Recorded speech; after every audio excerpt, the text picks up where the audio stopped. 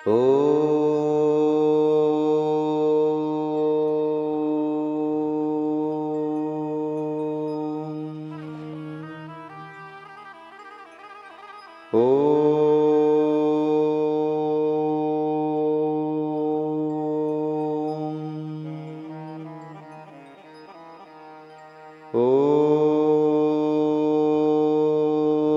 श्री गणेशाय नमः।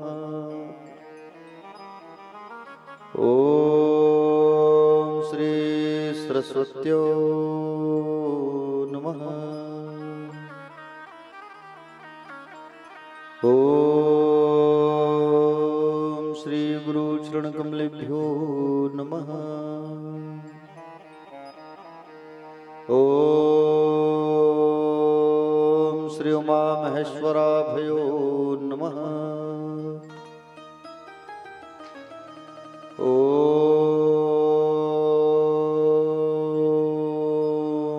श्री मातृपितृचरण कमलेभ्यो नमः।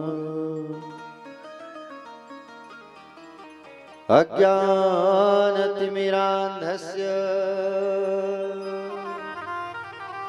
ज्ञानाञ्जनशलाकया चक्षुर्निमीलितमये तस्मै श्री गुरुवे नमः। यद्कीर्तिस्तिलकायते त्रिभुवने तापत्रयोन्मूलनी यद्वाक्यामृतजीवनिह जनयति स्वान्ति सतामकौतुकम्।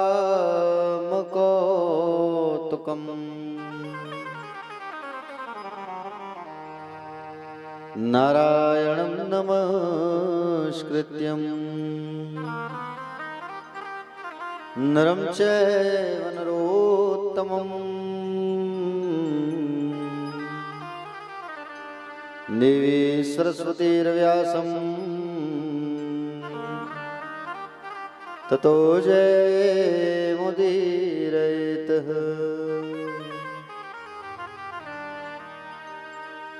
कस्तूरी तिलकं ललाटपटले वक्षस्थले कौस्तुभम् नासाग्रे वरमौक्तिकं करतले वेणुकरे कङ्कणम्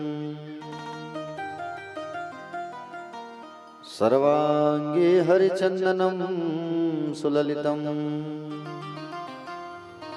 कंठे च मुक्तावली गोपस्त्री परिवेष्टितो विजयते गोपालचूडामणि।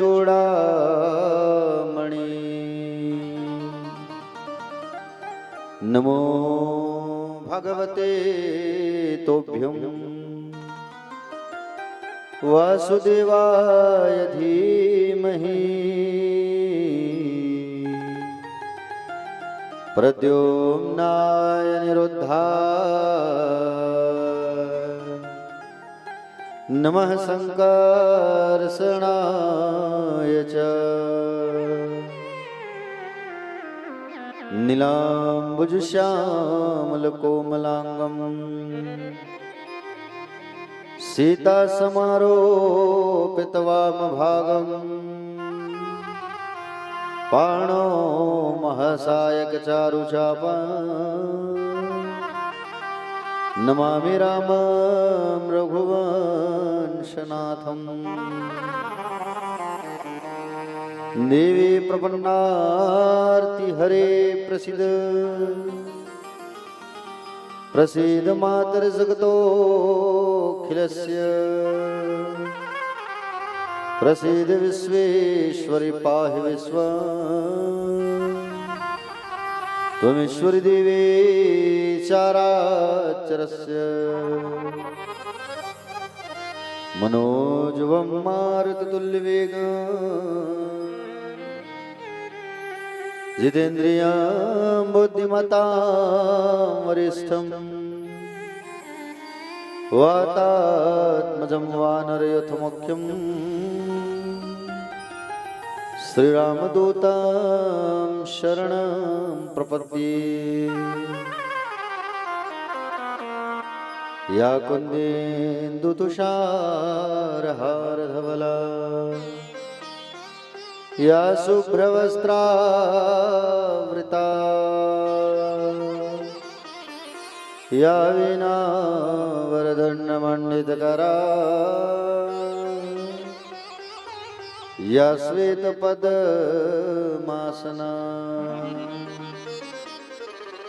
या ब्रह्माच्युतशङ्करप्रभृतिवी देवै सदा वन्दिता सा मा पातु सरस्वती भगवती निःशेषजाड्याम्पः। वन्दे देवौमापतिं सुरगुरुं वन्दे जगत्कारणं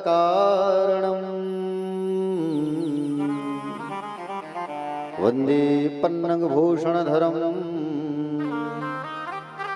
वन्दे पशूनां पतिं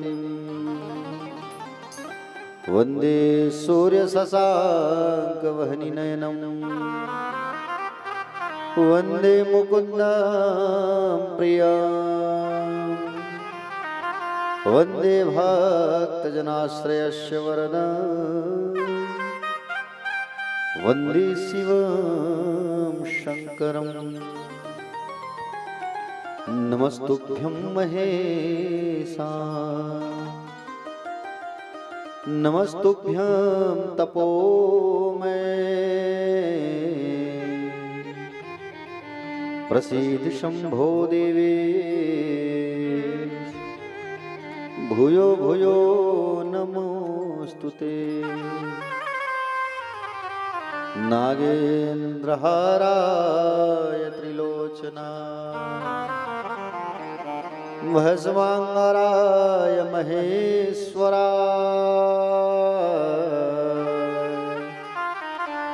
नित्याय शुद्धाय दिगंबराय तस्मै नगराय नमः शिवाय।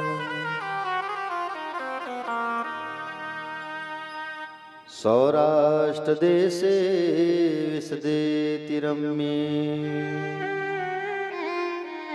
ज्योतिर्मयं चन्द्रकलावतंसं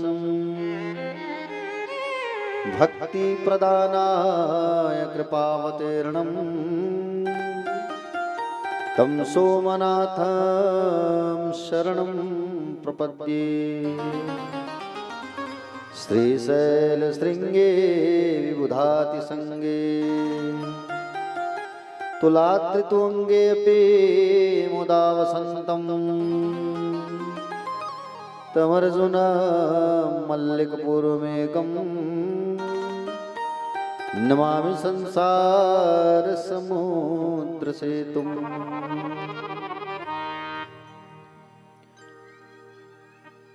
प्रेम सूली महाकाल भगवान की, श्री शिव महापुराण की जय। आइए सभी मिलकर के रुद्राष्टकम का पाठ करते हैं। बड़ी प्यारी भगवान शिव की स्तुति है ये, जिसे हम सब मिलकर के रसपान करते हैं। आइए बोलिए महाकाल महाराज की जय। नमामि समीसान निर्वाण रूपम विभुं व्यापकं ब्रह्म वेदस्वरूपं नमामि समीसान निर्वाण रूपं विभुं व्यापकं व्यापक वेद स्वरूप निजं निर्गुणं निर्विकल्पं निरीह निजं निर्गुणं निर्विकल्पं निरीह चिदाकाशमाकाश वासं भजेह चिदाकाशमाकाशं वासं भजेह निराकारमोङ्कार मूलं तुरीया निराकारमोङ्कार मूलं तुरीया गिरा ज्ञान गोतीत मीसं गिरीश गोतीतामीशं गिरीश करालं महाकाल कालं कृपाल करालं महाकाल कालं कृपाल गुणागार संसार पारं नतोह गुणागार संसार पारं नतोह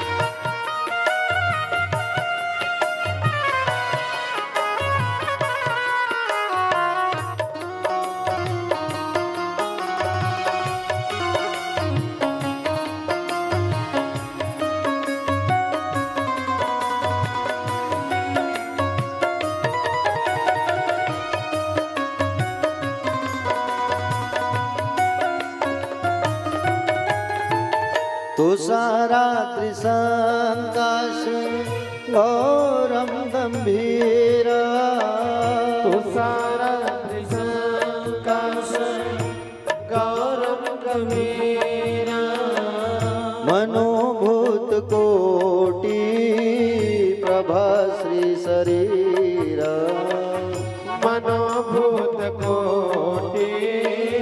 प्रभासी शरीरा सुरन्मौलिकल्लो लिनि चारुगङ्गा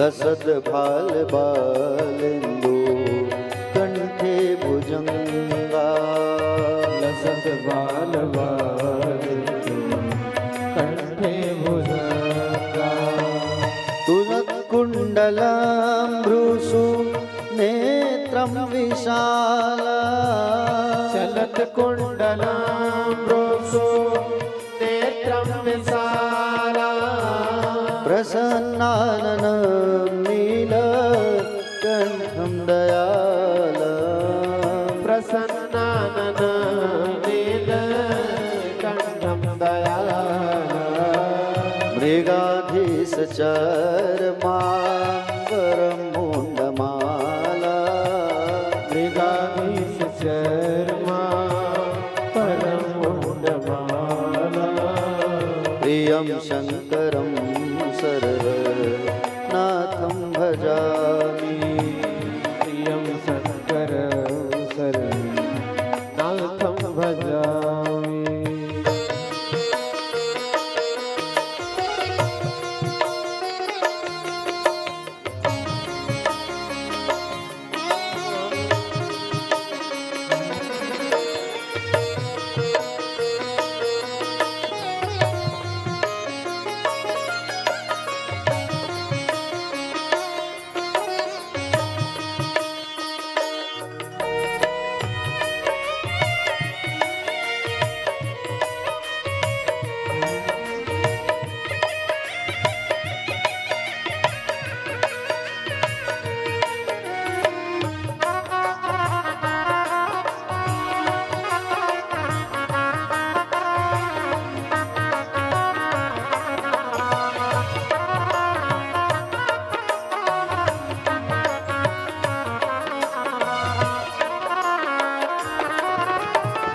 प्रचण्डं प्रकृष्णं प्रगल्भं परेशा प्रचण्डं प्रकृष्टा प्रगल्भं परेशा अखण्डम् असम्भानु कोटिप्रकाश अखण्डम् अजभानो कोटिप्रकाश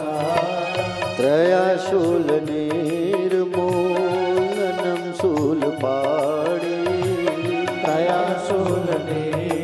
त्रयाशूलनिर्मूलनं शूलपाणि भजेऽहं भवानी पतिं भावगम्यम् भजेऽहं भवानी पतिं पावगम्यम् कलातीत कल्याण कल्पान्तकारी कलातीत कल्याण कल्पान्तकारे सदा सजनानंद दाता पुरारी सदा सच्चिदानंद दाता पुरारी चिदानंद संदोह मोहापहारी चिदानंद संदोह मोहापहारी प्रतीभं भवानी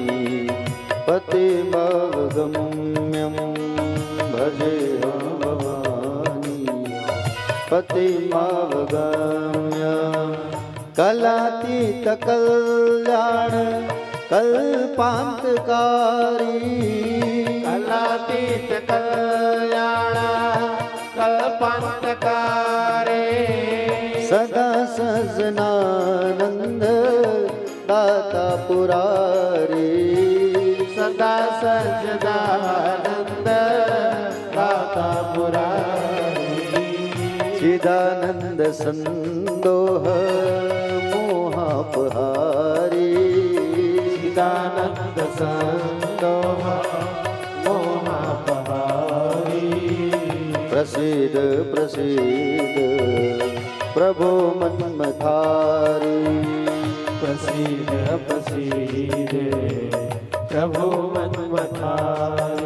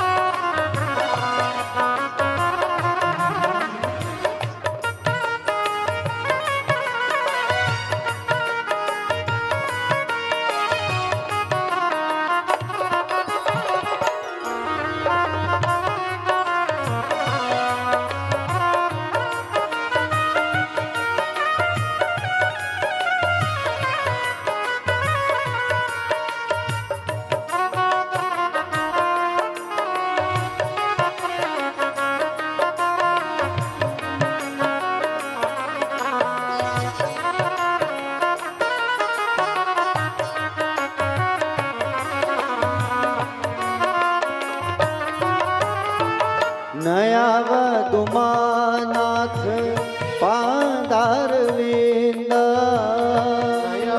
नयावदुमानाथ पादारविन्द भजन्ति हलोके परिवनराणा भजन्ते हलोके परिवानराणा न तावत् सुखं शान्ति संतापनासा तावत् सुख शान्ति संतापनासा प्रसीद प्रभो शर्व भूताधिवास प्रसीद प्रभु प्रभु निवास न जानामि योगं जपं नैव पूजा न जानामि योगं जपं नैव पूजा न तोऽहं सदा सर्वदा सम्भुतोऽभ्य न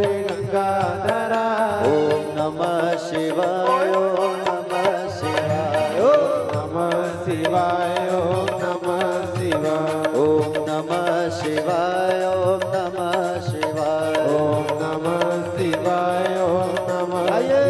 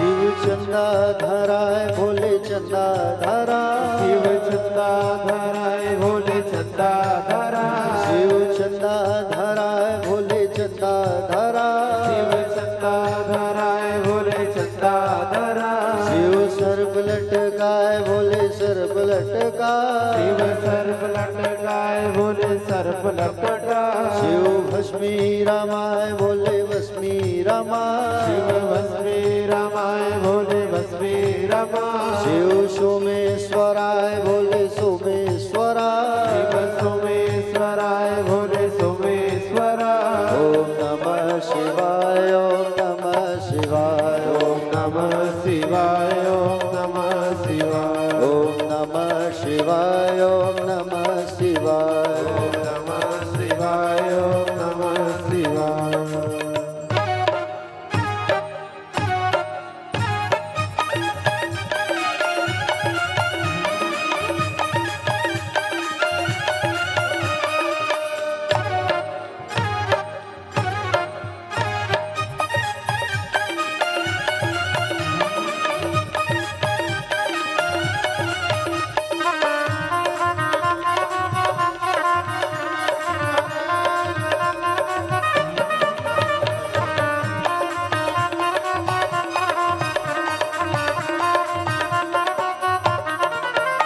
शिव त्रिशूल धराय भोले त्रिशूल धराय शिव त्रिशूल धराय भोले त्रिशूल धराय शिव डमरू धराय भोले डमरू धराय शिव डमरू धराय भोले डमरू धराय शिव सोमेश्वराय भोले सोमेश्वराय शिव सोमेश्वराय भोले सोमेश्वराय शिव चंपेश्वराय भोले चंपेश्वराय शिव चंपेश्वराय भोले चंपेश्वराय शिव कुलेश्वराय भोले कुलेश्वराय शिव कुलेश्वराय भोले कुलेश्वराय ओम नमः शिवाय ओम नमः शिवाय ओम नमः शिवाय ओम नमः शिवाय ओम नमः शिवाय ओम नमः शिवाय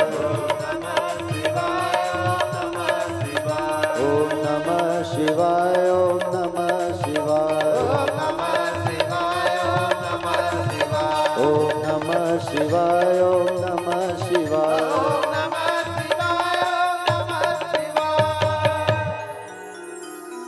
बोलिए महाकाल महाराज की जय। हर हर प्यारे भक्तजन,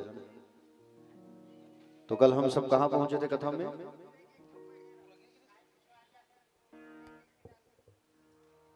भगवान भोलेनाथ जी की सुंदरमयी पावन में विवाह जो है संपन्न हुआ।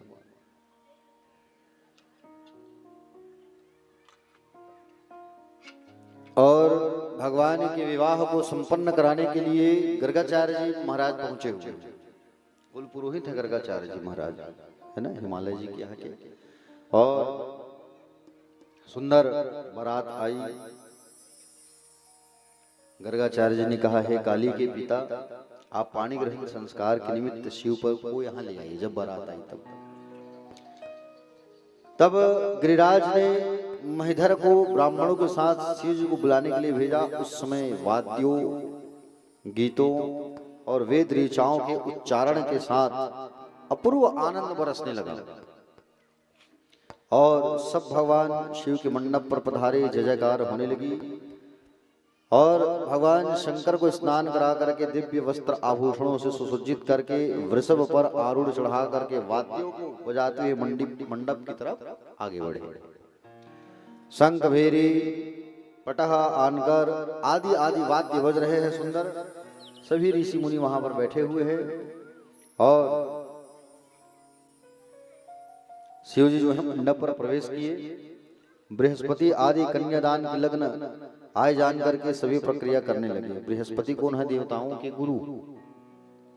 गर्गाचार्य ने पुण्यवाचन किया, चावलों की अंजलि प्रदान की, पार्वती को दी। शिव ने वो चावल, भगवान शिव बाजू में खड़े हैं और मां पार्वती ने उस चावल को भगवान शिव के ऊपर अर्पण किया। सुंदर ध्वनियां बजने लगी और भगवान की जो विवाह है सुंदर संपन्न होने लगा। प्यारे भक्तजन,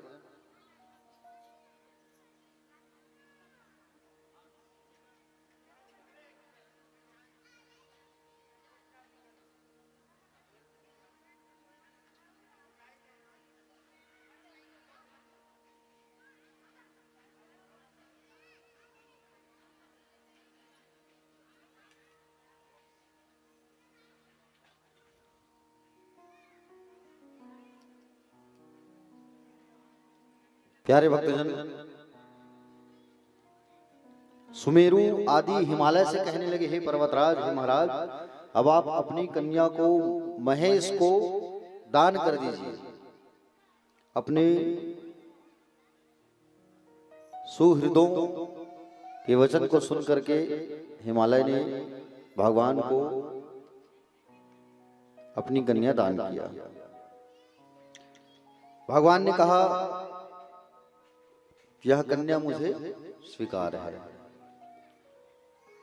पर्वतराज ने कहा, हे महेश, आप मेरी पुत्री पार्वती को अपनी भार्या के रूप में आज स्वीकार करिए। तब भगवान ने अपनी भार्या के रूप में सुंदर स्वीकार किया और ब्रह्मा जी जो है कथा बताने लगे नारद जी को, हे नारद, हिमालय ने दहेज में अनेक रत्न जड़ित पात्र, 1 लाख गाय, सजे हुए 100 घोड़े, 1 कोटि हाथी और पार्वती की प्रिय 1 लाख दासी को दान में दिया है दहेज में।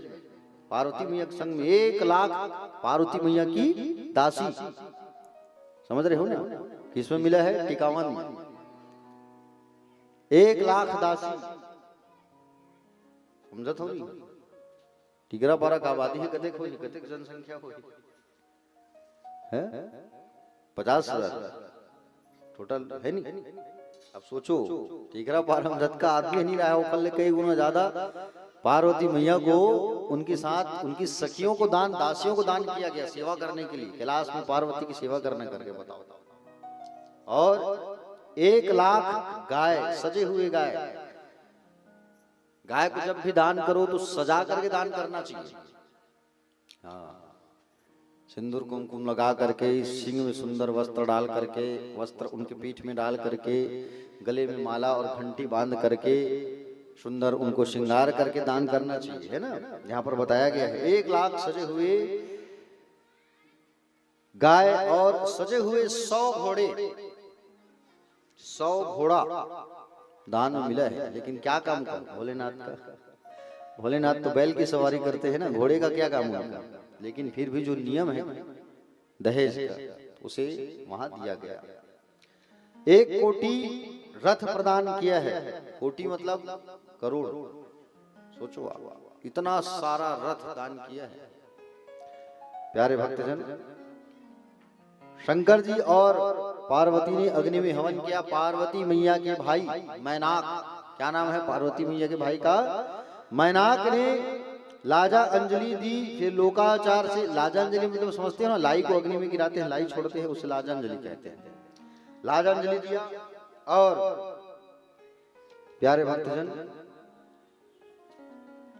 उसमें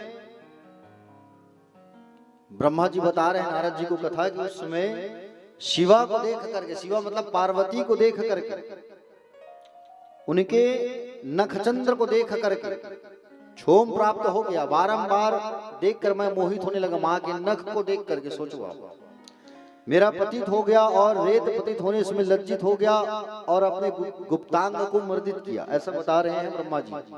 मेरे इस कृत्य को देख करके मुझे मारने की इच्छा प्रकट करने लगे ब्रह्मदेव, बोले शिव जी जो है। लेकिन उसी समय में शिव जी को प्रणाम करके मैंने उनकी स्तुति किया और उनको शांत किया। देव देव जगद्व्यापिन परमेश सदा शिव जगदीश जगन्नाथ सम प्रसिद्ध जगन्मय। प्यारे भक्तजन, आप प्रसन्न हो जाइए, जगत के दाता, जगत के कल्याणकारी भगवान शिव, ऐसा उनका प्रार्थना किया, उनकी आराधना की। भगवान शिव और पार्वती मैया की जब सुंदर विदाई हुई तो उस समय ब्राह्मण की पत्नियों ने वहां पर उपदेश प्रदान किया है। क्या प्रदान किया? उपदेश प्रदान किया।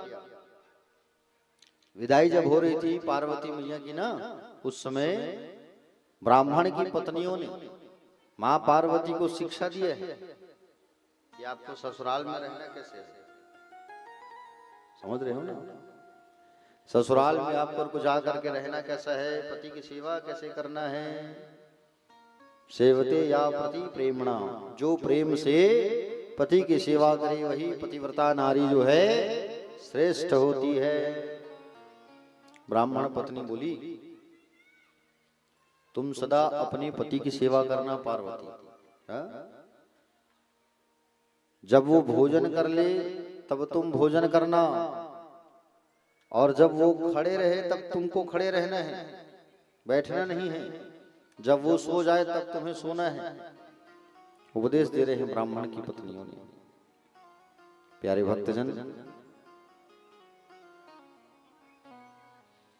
जब पति रहते हैं घर पर और वो बैठे रहते हैं तो माताओं को बैठना नहीं चाहिए।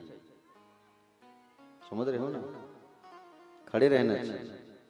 लेकिन यहाँ तो आजकल उल्टा होता है, पति देव जो है खड़े हैं और माताएं जो है बैठी है कि नहीं? ऐसी होता है आजकल। पति जब भोजन कर ले तब भोजन करना चाहिए, यहाँ वर्णन है, उल्लेख है। लेकिन यहाँ पति भोजन किए नहीं रहते, पत्नियां भोजन कर लेती हैं, है कि नहीं? अरे पति देव कब आएंगे, कब, उससे अच्छा हमें खा लेते हैं, भूख लग रहा है। कल की उपाध्यास एकादशी है नहीं। तो पति जब घर पर है तो पति को पहले भोजन कराना चाहिए, तब भोजन करना चाहिए। पति जब सो जाए तब खुद सोना चाहिए। पति जब हैं बैठे हैं तो पत्नी को खड़े रहना चाहिए। प्यारे भक्तजन, पतिव्रता नारी के बारे में यहाँ बताया जा रहा है। ब्राह्मण पत्नियां जो है माँ पार्वती को उपदेश प्रदान कर रही, बहुत सारी ब्राह्मण की पत्नियां, कि आपको शादी के बाद कैलाश में बोले ऐसे रहना है, ऐसे इस काम को करना है, ऐसा। समझ रहे हो ना? सनकादिक मुनि जो है व्यास जी को कथा बता रहे हैं और सनकादिक मुनियों को नंदिकेश्वर महादेव जो है सुंदर कथा रसपान करा रहे हैं शिव महापुराण की। और ब्रह्मा जी सुना रहे कथा अपने पुत्र नारद। यहां पर बताया जा रहा है कि पतिव्रता नारी को सदैव सौभाग्य के चिन्हों को अलंकृत करके रहना चाहिए। सौभाग्य के चिन्हों को धारण करके रखना चाहिए। सौभाग्य के चिन्हों को नहीं उतारना चाहिए। सौभाग्य चिन्ह मतलब सिंदूर, चूड़ी, मंगलसूत्र, पैर में पहनने वाली पायल, कंगन, ये सब को व्यथा ही ऐसे ही निकाल करके नहीं छोड़ना चाहिए। प्यारे भक्तजन, पार्वती मैया जो है सब बातों को सुन रही है ब्राह्मण की पत्नियों की, कि जो उनको उपदेश दिया जा रहा है। जब आपके पति नहीं रही घर पे तो आपको श्रृंगार नहीं करना चाहिए। पति जब घर से बाहर गए हैं तो एक पत्नी को श्रृंगार करके बाहर भ्रमण करने नहीं जाना चाहिए। पति के घर पर ना रहने पर अन्य पुरुष से वार्तालाप नहीं करना चाहिए, ये भी नियम बताया गया है यहाँ पर। समझ रहे हो ना? पति जब घर पर नहीं है तो पत्नी को चाहिए पर पुरुषों से बातें ही ना करे। पति जब घर पर नहीं है तो श्रृंगार नहीं करना चाहिए, और पति जब घर पर है तभी श्रृंगार करके पति के सम्मुख आना चाहिए। पतिव्रता नारी को सदैव सौभाग्य के चिन्हों को धारण करना चाहिए। कभी कभी हल्दी से स्नान करे, कुमकुम की बिंदी लगाए, केश संस्कार करे। कुमकुम आप लोग लगाते हैं, कैसे लगाते हैं? कुमकुम जब भी लगाओ मांग में सिंदूर तो पूरा ऐसा ऊपर तक लगाना चाहिए। समझ रहे हो ना?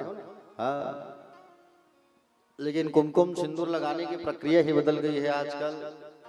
कई जन मतलब दिग्बे शादीशुदा मतलब मांग भरे धन्य भरे समझ ओ बिहाव होए कि नहीं होए पता ही नहीं चले भाई। उससे अच्छा लगाओ ही मत, है कि नहीं? कई लोगों को देखो बिल्कुल ऐसा बिंदी टाइप का लगाएंगे, अरे वैसा थोड़ी लगाते हैं सिंदूर को जी। बढ़िया लंबा लगाया जाता है मांग में सिंदूर को, पति की लंबी आयु के लिए।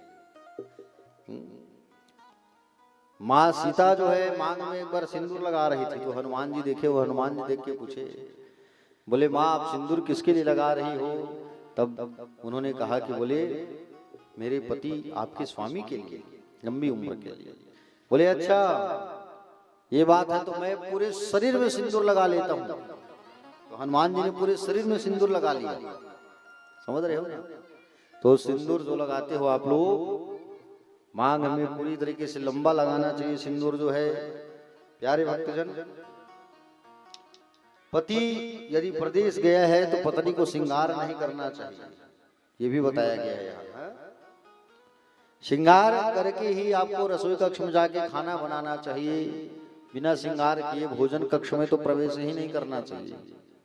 श्रृंगार करके ही भोजन कक्ष में जा करके प्रवेश करना चाहिए। बिना श्रृंगार किए किचन में नहीं प्रवेश करना चाहिए, खाना नहीं बनाना चाहिए, ये नियम है। पति देव से झगड़ा नहीं करना चाहिए। लेकिन आजकल की माताएं क्या कहती है पता है? अरे कहाँ कहाँ मैं आपसे शादी कर ली हूँ, पछता रही हूँ आपसे शादी करके। मोर बनी रिश्ता से वो कहाँ कहाँ वकील वकील पुलिस के कहाँ कहाँ तोरी चपरासी है आगे में। करे कहाँ कहाँ तुमसे शादी कर लिया मैंने, तुम्हारा एक प्राइवेट दुकान है मेरे लिए बढ़िया अच्छा नौकरी वाला अर्थ है, पछता था मैं शादी करके। कहीं ऐसा कह दिए तो तुमको नर्क में जाना होगा। ऐसा कभी मत कहना कि पछता रही हूं मैं आपसे शादी करके करके, कभी मत कहना। आपको घोर नर्क में जगह मिलेगा। जो मिला है, जैसा मिला है, बढ़िया मिला है, आप उसको स्वीकार करो और उनकी सेवा करो। कभी जीवन में ये मत कहना कि मैं शादी करके आपसे पछता रही हूँ करके। कभी ऐसा कह दिया और पछता रहे हो ऐसा बोल दोगे तो आपको नर्क में जाना पड़ेगा मृत्यु उपरांत, मृत्यु के बाद। इसलिए कभी अपने पति से ऐसा नहीं कहना चाहिए। प्यारे भक्तजन, पतिव्रता की एक मिसाल है मां अनुसुईया। अनुसुईया के बारे में सुने हो ना आप लोग? अनुसुईया मैया जो है ऐसी पतिव्रता नारी थी, सोती थी तो पति, खाती थी तो पति, हंसती थी तो पति, कहीं जाती थी तो पति, किसी कार्य करने के पहले पति पति पति पति, बिना गति नहीं। और पतित्व के कारण ही वो तीनों देवताओं को छोटे छोटे बालक बना के रखी थी, ब्रह्मा विष्णु और महेश को। पतिव्रता की उदाहरण है अनुसुईया मैया जो है, बहुत बड़ी महान नारी थी पतिव्रता नारी अनुसुईया। पतिव्रता स्त्री को पति का नाम नहीं लेना चाहिए, ये भी बताया गया है। मनु महाराज कहते हैं कि एक पतिव्रता स्त्री को अपने पति का नाम नहीं लेना चाहिए। लेकिन आजकल सब अपने अपने पति का नाम लेते हैं, ये भी प्रचलन है। आगू मन नाम लेबेच नहीं करत रही से भाई, लिख के दिखा दे। नहीं तो कुछ करे। आज कबल तो बिल्कुल पति का नाम लेते है नहीं, पति का नाम बिल्कुल नहीं लेना चाहिए। नरहरेश्वर मंदिर में ऐसी कथा जो चल रहा था शिव महापुराण का, पता है नहीं? तो माता जी जो है पार्वती को, सुनो ना राज नाम था उनका, सुनो ना राज हर बात में राज। मैं क्या है यहाँ का नाम लियो, ये पति के का बार बार है। तो पति का नाम जो है नहीं लेना चाहिए, समझ रहे हो ना। पति का नाम लेने से पति की आयु कम होती है प्यारे भक्तजन। और किनका किनका नाम नहीं लेना चाहिए? गुरु का नाम नहीं लेना चाहिए, गुरु का नाम नहीं लेना चाहिए, बड़े पुत्र का नाम नहीं लेना चाहिए। बड़े जो पुत्र होते हैं उनका नाम भी नहीं लेना चाहिए। बड़े पुत्र का अगर आप नाम लोगे तो ये मान करके चलो उनके पास लक्ष्मी की कमी रहेगी, समझ रहे हो ना। लक्ष्मी की कमी रहेगी उनके पास अगर आप बड़े पुत्र का नाम लोगे तो। इसलिए बड़े पुत्र का नाम नहीं लेना चाहिए। पतिव्रता नारी को सदैव अपने घर को साफ सुथरा रखना चाहिए। साफ सुथरा मतलब एक स्त्री को सदैव अपने घर को स्वच्छ रखना चाहिए, तभी लक्ष्मी का आगमन होता है। माताओं को प्रातः काल उठ करके अपने घर को झाड़ू पोछा लगाना चाहिए, जल का छिड़काव करना चाहिए, समझ रहे हो ना। जल का छिड़काव करे, आप साफ सुथरा रखे घर को, बिल्कुल लिपाई पुताई चकाचक कर करके रखना चाहिए घर को। घर में एक तो जाला नहीं दिखना चाहिए, समझ रहे हो ना।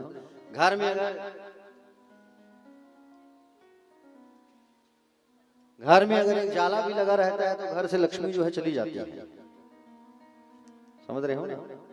इसलिए घर को बिल्कुल स्वच्छ रखना चाहिए, साफ रखना चाहिए। सौभाग्यवती माताओं को सायंकाल बिल्कुल अपने घर पर रह करके दीप दान करना चाहिए, दीपक जलाना चाहिए मुख्य दरवाजे पर, अपने तुलसी के पास, भगवान पर। सायंकाल तो घर को बंद करके जाना ही नहीं चाहिए, समझ रहे हो ना। ये बताया जा रहा है, देखो प्रातः काल जब आप उठते हो तो प्रातः काल उठने के बाद सबसे पहले अपने घर को झाड़ू पोछा लगाया करो, जल का छिड़काव किया करो, और कचड़ा को घर के सामने मत रखा करो, समझ रहे हो ना। कचड़ा को घर के सामने नहीं रखना चाहिए। क्या होता है, प्रातः काल लक्ष्मी मैया आती है, और लक्ष्मी आती है और उनके साथ उनकी बहन दरिद्रता भी आती है। लक्ष्मी की बहन का नाम है दरिद्रता। जिस घर पर सुंदर चौक चंदन डला रहता है, सुबह कचड़ा जो है साफ सुथरा रहता है, कचड़ा सामने नहीं दिखता है, उस स्थान पर लक्ष्मी मैया अंदर प्रवेश कर जाती है। और जिस घर का दरवाजा बंद रहता है, सुबह 6 बजे बिल्कुल घर का दरवाजा खुल जाना चाहिए, और जिसके घर पर दरवाजा खुला रहता है, पानी का छींटा या गोबर का छींटा रहता है साफ सुथरा, वहां लक्ष्मी प्रवेश करती है। और जिसके घर का दरवाजा खुला नहीं रहता, कचड़ा को कई लोग झाड़ू लगा कैसे किनारे में रख देते हैं, कचड़ा गाड़ी आएगा तो उठा फेंकेंगे, लेकिन उस समय क्या होता है, दरिद्रता जो है आती है साथ में लक्ष्मी मैया के। लक्ष्मी मैया देखती है कि बोले कचड़ा कोई लोग रख दिए हैं सामने, मैं इसके यहाँ नहीं जाऊंगी। लक्ष्मी मैया आगे चल देती है, अब पीछे से आती है दरिद्रता, तो दरिद्रता देखती है कि यहाँ मुझे जाना है, लक्ष्मी मेरी बहन तो नहीं गई, तो दरिद्रता है उस घर में घुस जाती है। दोनों बहन है, लक्ष्मी और दरिद्रता। लक्ष्मी की इज्जत करोगे दरिद्रता नहीं आएगा, लक्ष्मी की इज्जत नहीं करोगे दरिद्रता प्रवेश कर लेगा, समझ रहे हो ना। इसलिए इन चीजों का हमको ख्याल रखना चाहिए। बोलिए श्री शिव महापुराण की, महाकाल महाराज की। प्यारे भक्तजन, घर को इसलिए नित्य हमको स्वच्छ और साफ रखना चाहिए, ठीक है। ना ही जूठा रखना चाहिए, ना ही जूठे पत्तल में भोजन करना चाहिए, ना ही टूटे फूटे बर्तनों में भोजन करना चाहिए। दरिद्रता का आगमन होता है प्यारे भक्तों, इसलिए इन छोटी छोटी बातों का ख्याल रखना चाहिए। लक्ष्मी को अगर प्रसन्न करना है, माँ लक्ष्मी को प्रसन्न रखना है, तो कुछ कुछ यहाँ पर उपाय बताया गया है, मैं बता रहा हूँ, सुनना, ठीक है। लक्ष्मी मैया को अगर आपको प्रसन्न रखना है तो कुछ ऐसी बातें हैं जिनको आपको करना चाहिए। टूटे फूटे बर्तन पर कभी भोजन नहीं करना, ठीक है। किसमें भोजन नहीं करना है, जोर से बोलो। अगर एक आध ठो आपके यहाँ का थाली ऐसा तड़क जाता है या चम्मच, तो फिर भी उस पात्र में भोजन मत करना, ठीक है। कहा गया है, कुलैचिनम दंत मलोपधारणम बहवासिनम निष्ठुर भाषणम चा सूर्योदसे चास्निते शयानम विपुंचते श्री यदि चक्रपांगम। बताया गया है इतने दोष अगर किसी के यहाँ है तो लक्ष्मी जो है उनके यहाँ से चली जाती है। कौन कौन सा दोष? पहला कहा गया है कि कुलैचनम दंत मलो धारिणम। कुलैचनम कहा गया है मुख हमेशा शुद्ध रखना चाहिए। घर में अगर आप लोग 4 लोग हो तो चारों का मुख जो है, पति पत्नी बच्चे बच्ची, तो उनका मुख हमेशा साफ रहना चाहिए। जिसके घर पर हमेशा गलत चीजों का सेवन किया जाता है, जिनके घर वाले हमेशा मुंह में गुटखा भरे रहते हैं ठूस ठूस के, तो उनके यहाँ से लक्ष्मी चली जाती है। मुख को हमेशा स्वच्छ रखना चाहिए। और कहा गया है साफ सुंदर वस्त्र धारण करना चाहिए हमेशा। समझ रहे हो ना? हर व्यक्ति को साफ सुंदर और स्वच्छ वस्त्र हमेशा धारण करना चाहिए। वस्त्र को गंदा नहीं पहनना चाहिए। शास्त्र ये भी कहता है कि एक दिन आप जिस कपड़े को पहने हो उसके दूसरे दिन उस कपड़ा मत पहनना, धो करके ही पहनना चाहिए। समझ रहे हो ना? बिल्कुल आज पहने हो उसे उतार दो और कल धो उसे, बिल्कुल धो करके सुखोइए तब उसको पहनिए, धारण करिए। लेकिन आजकल जो है क्या होता है, लोग ऐसे ऐसे कपड़े पहनते हैं कि धुल ही ना पाए। भारतीय वेशभूषा जो है पवित्र मानी गई है। पाश्चात्य जो संस्कृति, पाश्चात्य जो वस्त्र वो अपवित्र है। समझ रहे हैं ना? वस्त्र ऐसा पहनो जो धुल सके, अवस्त्र ऐसा ना पहनो जो धुल ही ना सके। आजकल के लोग पहनते हैं जींस, है कि नहीं? जींस पहनते हैं आजकल के लोग जो है। अब एक दिन रोज थोड़ी धोने का है, नहीं धोते, 2 दिन 3 दिन ले सब पहनते थे। देखते भाई हम लेकर मान।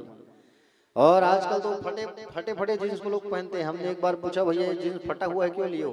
बोले गुरुजी इसी की कीमत है आजकल। बोले अच्छा, तो फटे फटे जींस पहनोगे और उसी कपड़े को रोज पहनते रहोगे, धोगे रहोगे, तुम्हारे यहाँ से लक्ष्मी चली जाएगी। इसलिए वस्त्र जो पहनते हो उसे साफ सुथरा और स्वच्छ वस्त्र धारण करना चाहिए। टूटे फूटे बर्तनों पर नहीं खाना चाहिए, जिससे लक्ष्मी जो है नाराज हो जाती है। जो दांतों पर मल धारण करते हैं, पान तंबाकू गुड़ाकू गुटखा, इससे भी लक्ष्मी नाराज होती है। और आगे कहा गया है जो ठूस ठूस करके खाते हैं, क्या कहा गया है? जो ठूस ठूस करके खाते हैं उससे भी लक्ष्मी नाराज होती है। इसलिए उतना ही खाना जितना पेट में जगह है। ठूस ठूस के खाओगे तो लक्ष्मी जो है नाराज हो जाएगी। समझ रहे हो ना? प्रसाद में अगर एक आध दिन मिठाई मिल गया, 2-4 अच्छा मिल गया व्यंजन, तो लोग जो है प्रसाद को और खाते हैं। और तो भैया प्रसाद अच्छा लग रहा है, कहीं बाजरा का रोटी बांट दिया जाए प्रसाद में, है कि नहीं? बाजरा का रोटी अगर बांट दिया जाए तो कोई खाए ही ना प्रसाद। इसलिए उतना ही खाओ जितने तुम्हारे पेट में जगह है। और क्या कहा गया है? जो लोग कड़वा बोलते हैं उनके यहाँ भी लक्ष्मी का वास नहीं होता, याद रखना। इसलिए हमेशा मीठा बोलना चाहिए। जो व्यक्ति हमेशा व्यंग मारता है, ताना मारता है, कड़वा वचन बोलता है ना, उसके यहाँ भी लक्ष्मी नहीं रहती, नहीं टिकती। इसलिए ऐसी वाणी बोलिए मन का आपा खोए, औरन को शीतल करे आपो शीतल होए। समझ रहे हो ना? इसलिए मीठी वाणी बोलना चाहिए हमेशा, घुर घुर के और जोर जोर से, और ताना वाली बात नहीं करना चाहिए, व्यंग बात नहीं करना चाहिए। कई लोगों को ऐसे आदत रहता है, वाह इसे बोले ही नहीं, जिंदगी मुकर से बातें मत करे आदमी। अक्सर सियान मन की ज्यादा आदत रहती है। आप मन नहीं खाता भाई, सियान इसे तेघर मन के बात रहा है। हमारे घर की दादी है डगनिया मृत है, वो जब भी मुलाकात करी ऐसे बात करी ठेस ठेस के। तो ऐसा भी बात नहीं करना चाहिए, शास्त्र में ऐसा है वर्णन। समझ रहे हो ना? तो हमेशा मीठे बोलना चाहिए। और कहा गया है सूर्योदय और सूर्यास्त के समय भोजन नहीं करना चाहिए। शास्त्र में वर्णन है सूर्योदय सूर्यास्त के समय शयन नहीं करना चाहिए, भोजन नहीं करना चाहिए। कई जन मतलब देख भी बिल्कुल 6 बजे खाना खा रहे है नहीं। ये दे बाजू में खड़े हैं हमारे दिनेश बाबू, मैंने पहले 7 बजे खाना खा रहे ना जी। बता दी भाई मोले जब मालूम चली बहुत चमका में है का तू हर मन के खाओ ये 7 बजे। नहीं महाराज जी, हमारे यहाँ मामा जीवन है ड्यूटी लाते तब बिल्कुल खाना 7 बजे रेडी रहना चाहिए। अब हमारे यहाँ माता जी भी ड्यूटी में थी तो वो भी आते थे तो खाना खाते थे, ऐसा बता रहे थे हमारे कुछ दिन। तो बिल्कुल 7 बजे भोजन नहीं करना चाहिए। अब 7-8 बजे है कि नहीं? अब कितने बजे खाते हो खाना? 8 साढ़े 8 बजे ना। हाँ, 7 बजे का जो समय होता है वो धूप दीप का समय होता है, और उस समय में खाना बिल्कुल नहीं खाना चाहिए। समझ रहे हो ना? उस समय अगर भोजन करोगे तो लक्ष्मी जो है नाराज हो जाती है। इसलिए सायं काल के समय भोजन नहीं करना चाहिए, ना शाम के समय दान नहीं देना चाहिए, ना ही शाम के समय अन्न का दान करना चाहिए। ठीक है? ना शाम के समय किसी को उधारी पैसा देना चाहिए। शाम के समय बिल्कुल किसी को पैसा उधारी मत देना। ये सब बातों को ख्याल रखा करो। शाम के समय बिल्कुल सोना भी नहीं है। अगर कोई बीमार भी है घर में तो उठा के बैठा दो उसको। समझ रहे हो ना? अगर कोई बीमार भी सोया उठ करके जबरदस्ती उठा के बैठाओ उसको। लेकिन सायंकाल सोना नहीं चाहिए। बिल्कुल सायंकाल में धूप दीप का समय होता है, उस समय केवल धूप दीप और पूजन पाठ ही हमको करना चाहिए। तो इतने बातों का जो ख्याल रखेंगे उसके घर में हमेशा लक्ष्मी का वास होगा। ठीक है? क्या क्या बात बताया है मैंने? हमेशा स्वच्छ और साफ वस्त्र पहनना है। दूसरा, टूटे फूटे बर्तनों पर भोजन नहीं करना है। तीसरा, श्रृंगार करके ही रसोई कक्ष में जाना है। नहाने के बाद रसोई कक्ष में श्रृंगार करके ही जाके भोजन बनाना चाहिए। और दांतों पर मल धारण नहीं करना चाहिए, और ठूस ठूस के खाना नहीं खाना चाहिए, कड़वा बोल नहीं बोलना चाहिए, सायंकाल के समय भोजन नहीं करना चाहिए, ना शयन करना चाहिए। इतनी बातों का जो लोग ख्याल रखेंगे उसके घर लक्ष्मी का शाश्वत निवास होगा। और घर को साफ सुथरा नहीं रखोगे तो दरिद्रता मैया का आगमन हो जाता है। इसलिए घर जो है हमेशा साफ सुथरा रखना चाहिए। घर के मुख्य दरवाजे को कम से कम रोज सुबह आप उठ करके उसको आप जो है साफ करो, और साफ करके चौक चंदन डाल करके आप जो है दीपक आपको लगाना चाहिए। समझ रहे हो ना? क्या लगाना चाहिए? दीपक लगाना चाहिए। और दीपक लगा के साफ सुथरा रखना चाहिए। लक्ष्मी और दरिद्रता दोनों साथ में जाते हैं। जिसका घर साफ होता है तो लक्ष्मी घुस जाती है, और जिसका घर में कचड़ा वचड़ा गंदा रखा रहता है तो वहां से लक्ष्मी मैया आगे बढ़ जाती है और दरिद्रता घुस जाती है। तो इन सब बातों का हमको ख्याल रखना है। बोलिए महाकाल महाराज की। आइए एक बड़ा प्यारा भजन करते हैं, फिर कथा में आगे रसपान करेंगे। बोलिए श्री काशी विश्वनाथ भगवान की। एक बार दोनों हाथ उठा के कहिए हर हर।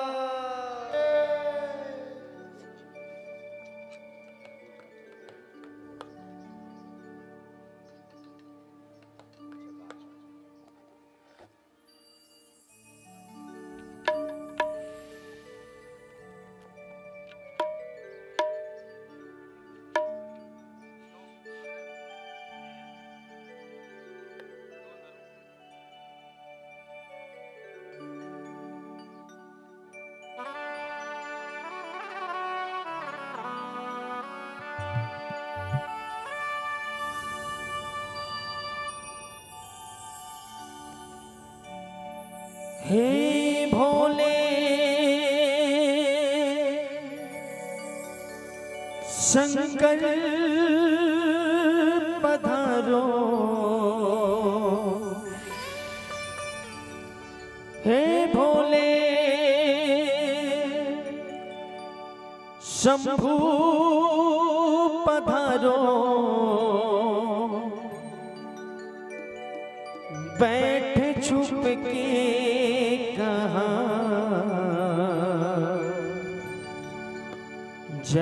जटाधारी पधारो, बैठे छुप के कहाँ।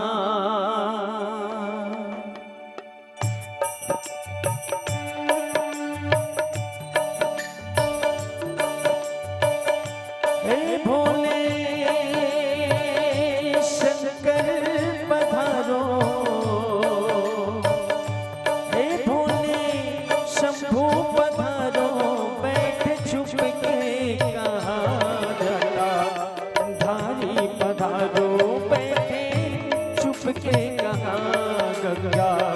जटा में तुम्हारी हो गंगा, जटा में तुम्हारी हम प्यासे यहाँ महासती के पति मेरी सुनो वंदना। हे भोले शंकर पधारो, हे भोले शंकर पधारो, बैठ छुप के कहाँ आओ। मोती के दाता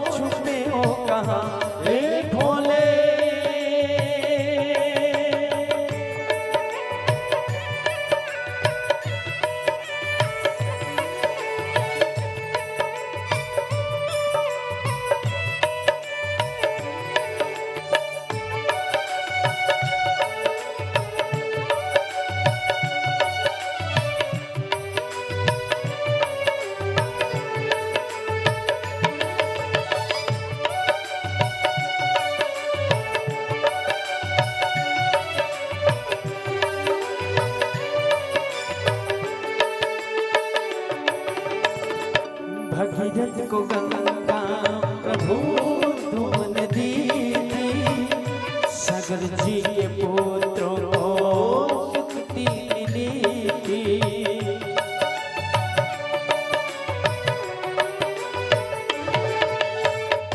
नीलकंठ महादेव हमें है भरोसा, इच्छा तुम्हारे बिना कुछ भी न होता। हे भोले शंभू पधारो, हे गौरी शंकर पधारो, इसने रोका बहाओ। बांसुरी मैया सबको तज के यहाँ आओ, बांसुरी मैया सबको तज के यहाँ। हे भोले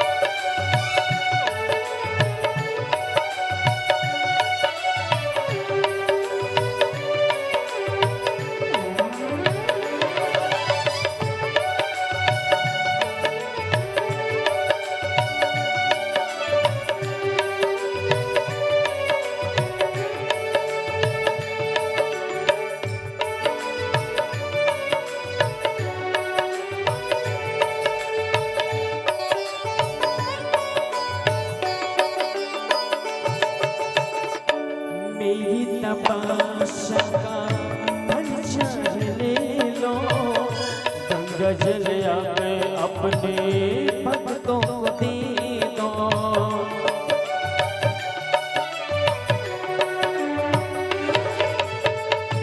और पखेरू कहीं प्यासा में जाए ना, कहीं तेरी करोड़ा में उंगली उठाए ना। भिक्षा मैं मांगू शंकर ज्ञान की, इच्छा करो गंगा स्नान की। अपना देर करो आगे कष्ट हरो, मेरी बात रख लो, मेरी लाज रख लो। हे भोले गंगाधर पधारो, हे भोले विषधर पधारो, डोर टूट जाए ना मेरा, जग में नहीं कोई तेरे सिवा मेरा, जग में नहीं कोई तेरे सिवा। हे भोले शंकर पधारो, हे भोले शंभू पधारो, बैठ छुप के कहा जाता, धारे पधारो बैठे छुप हो कहा गंगा जटा में तुम्हारी। ओ गंगा जटा में तुम्हारी, हम कैसे यहाँ महासती के पति मेरी सुनो वंदना।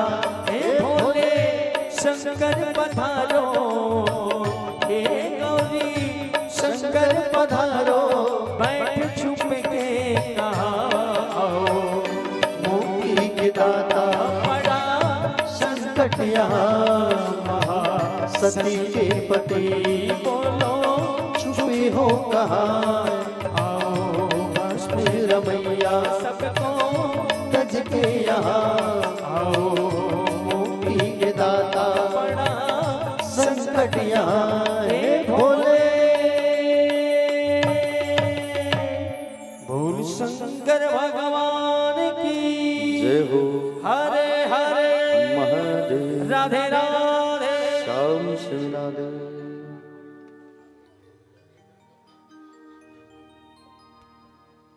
बोलिए गोविंद भगवान की। चलिए दोनों हाथ उठाइए एक बार और बड़े भाव से कहिए हर हर। आज आपको ये भी बताऊंगा कि हर हर महादेव क्यों कहते हैं, ठीक है। प्यारे भक्त, तो पार्वती मैया को सुंदर विदा करते हुए जब पार्वती मैया की विदाई हुई तो ब्राह्मण की पत्नियों ने सुंदर उपदेश दिया। इसी उपदेश में आगे कहते हुए कहेंगे, बोले हमेशा तुमको पति की सेवा करना है। पति जब शयन करे तब तुमको शयन करना है, पति जब जगे तो उससे पहले तुमको जगना है, पति जब भोजन करे तब तुम्हें भोजन करना है। प्यारे भक्तजन, और आगे ब्राह्मण की पत्नी ने मां पार्वती को उपदेश दिया कि तीर्थार्थिनी तू या नारी पतिपादुकम पिबेत तस्मिन् सर्वाणि तीर्थानि क्षेत्राणि च न संशया। कहा है जो स्त्री तीर्थ यात्रा करके आए हुए अपने पति का चरणोदक लेती है। चरणोदक लेते हो नहीं आप लोग? कैसे लेते हो चरणोदक?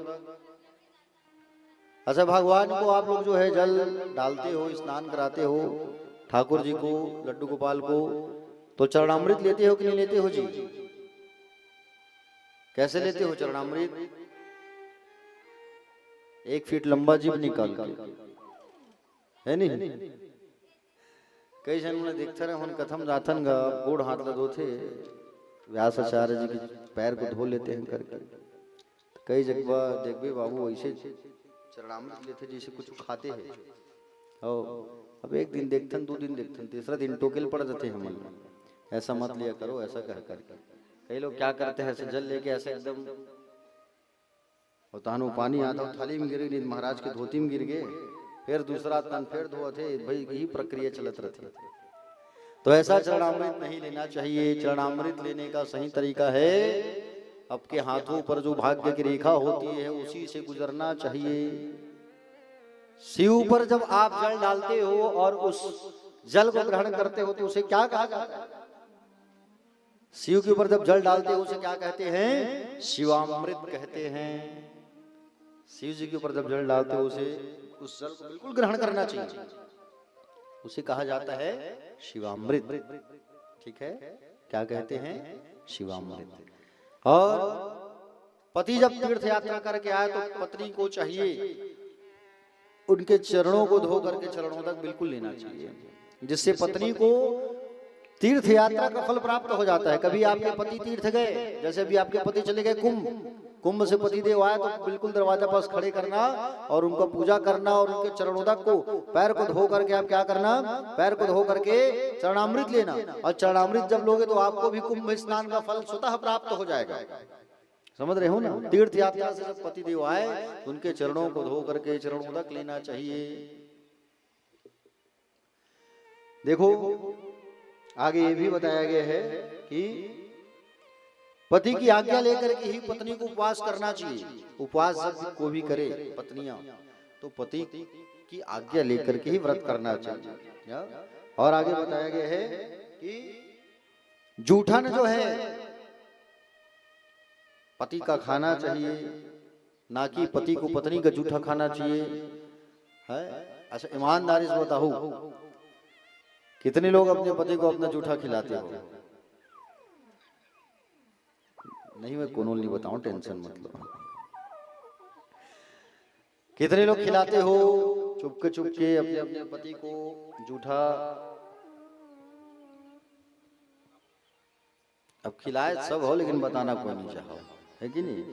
जिनकी नई नई शादी होती है, पतिदेव आ गए ड्यूटी से और ड्यूटी से पतिदेव आ गए तो बिल्कुल अपने कमरे में थाल में भोजन डाल करके ले जा करके भोजन करते हैं और एक दूसरे एक ही थाली में भोजन कर रहे हैं। दीपक देह मत करवे उसने तो देखा था, हंसा था, ते मत करवे उसने। हमारे आर्गन वाले हैं बड़ा हंसा थे। शादी नहीं हुई बेचारा के, अभी कुंवारा है तो कहा था तोर शादी हो तो इसने मत करवे, दीपक कही। तो प्यारे भक्तजन, और परायण करता बेचारा घोलो मुड़ के गड़ी आदि से।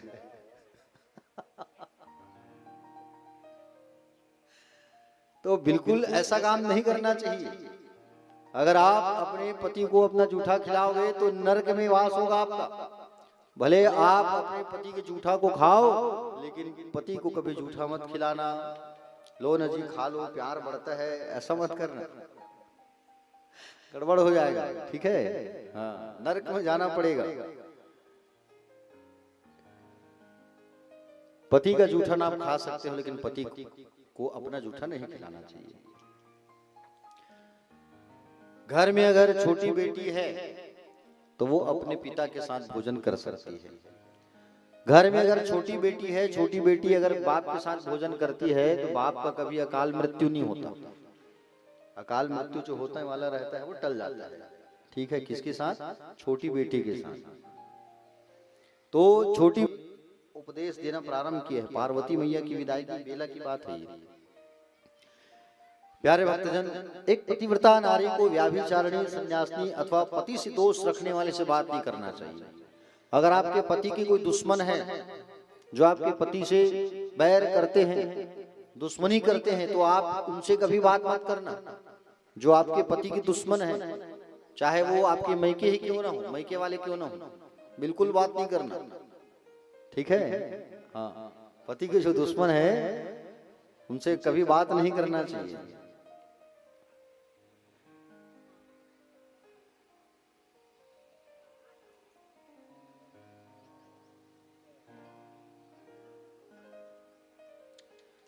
श्रीमती गीता माता जी जो है सुंदर गौ माता दान कर रही हैं शिव महापुराण पर। आप सब भी देख सकते हैं, एक बार जोरदार ताली बजाइए। चांदी की गौ माता है।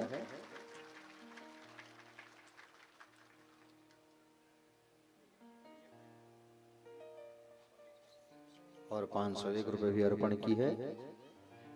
बोलिए इनकी श्रद्धा भक्ति की जय, इनकी श्रद्धा सुमन की जय।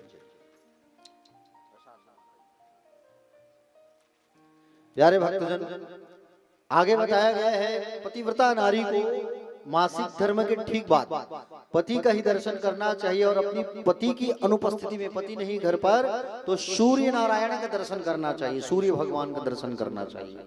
और जब इस समय माताओं को ठीक 3 दिन अपने रसोई कक्ष में प्रवेश नहीं करना चाहिए और 7वें दिन ही स्नान करके शुद्ध गंगा जल का छिड़काव करके ग्रहण करके पूजन कक्ष में प्रवेश करना चाहिए। अपने भगवान कक्ष पर जाना चाहिए और भगवान की पूजन करना चाहिए। देखो कई बार ऐसा संशय की स्थिति होती है। कई लोग प्रश्न करते हैं, कई जगह कथा में जाते हैं तो प्रश्न करते हैं कि बोले महाराज जी ऐसा घटना हो गया है, बोले आज 4वां दिन या 5वां दिन है, हम क्या करें। कई लोग बोलते हैं कि तुलसी की मिट्टी से हम बाल अगर धो ले तो ये क्या ऐसा हो सकता है। तो यहाँ पर वही चीज वर्णन है कि प्यारे ऐसा नहीं है। जिस चीज को बोला गया है शास्त्र में, जो वर्णन है उसका हमको पालन करना चाहिए।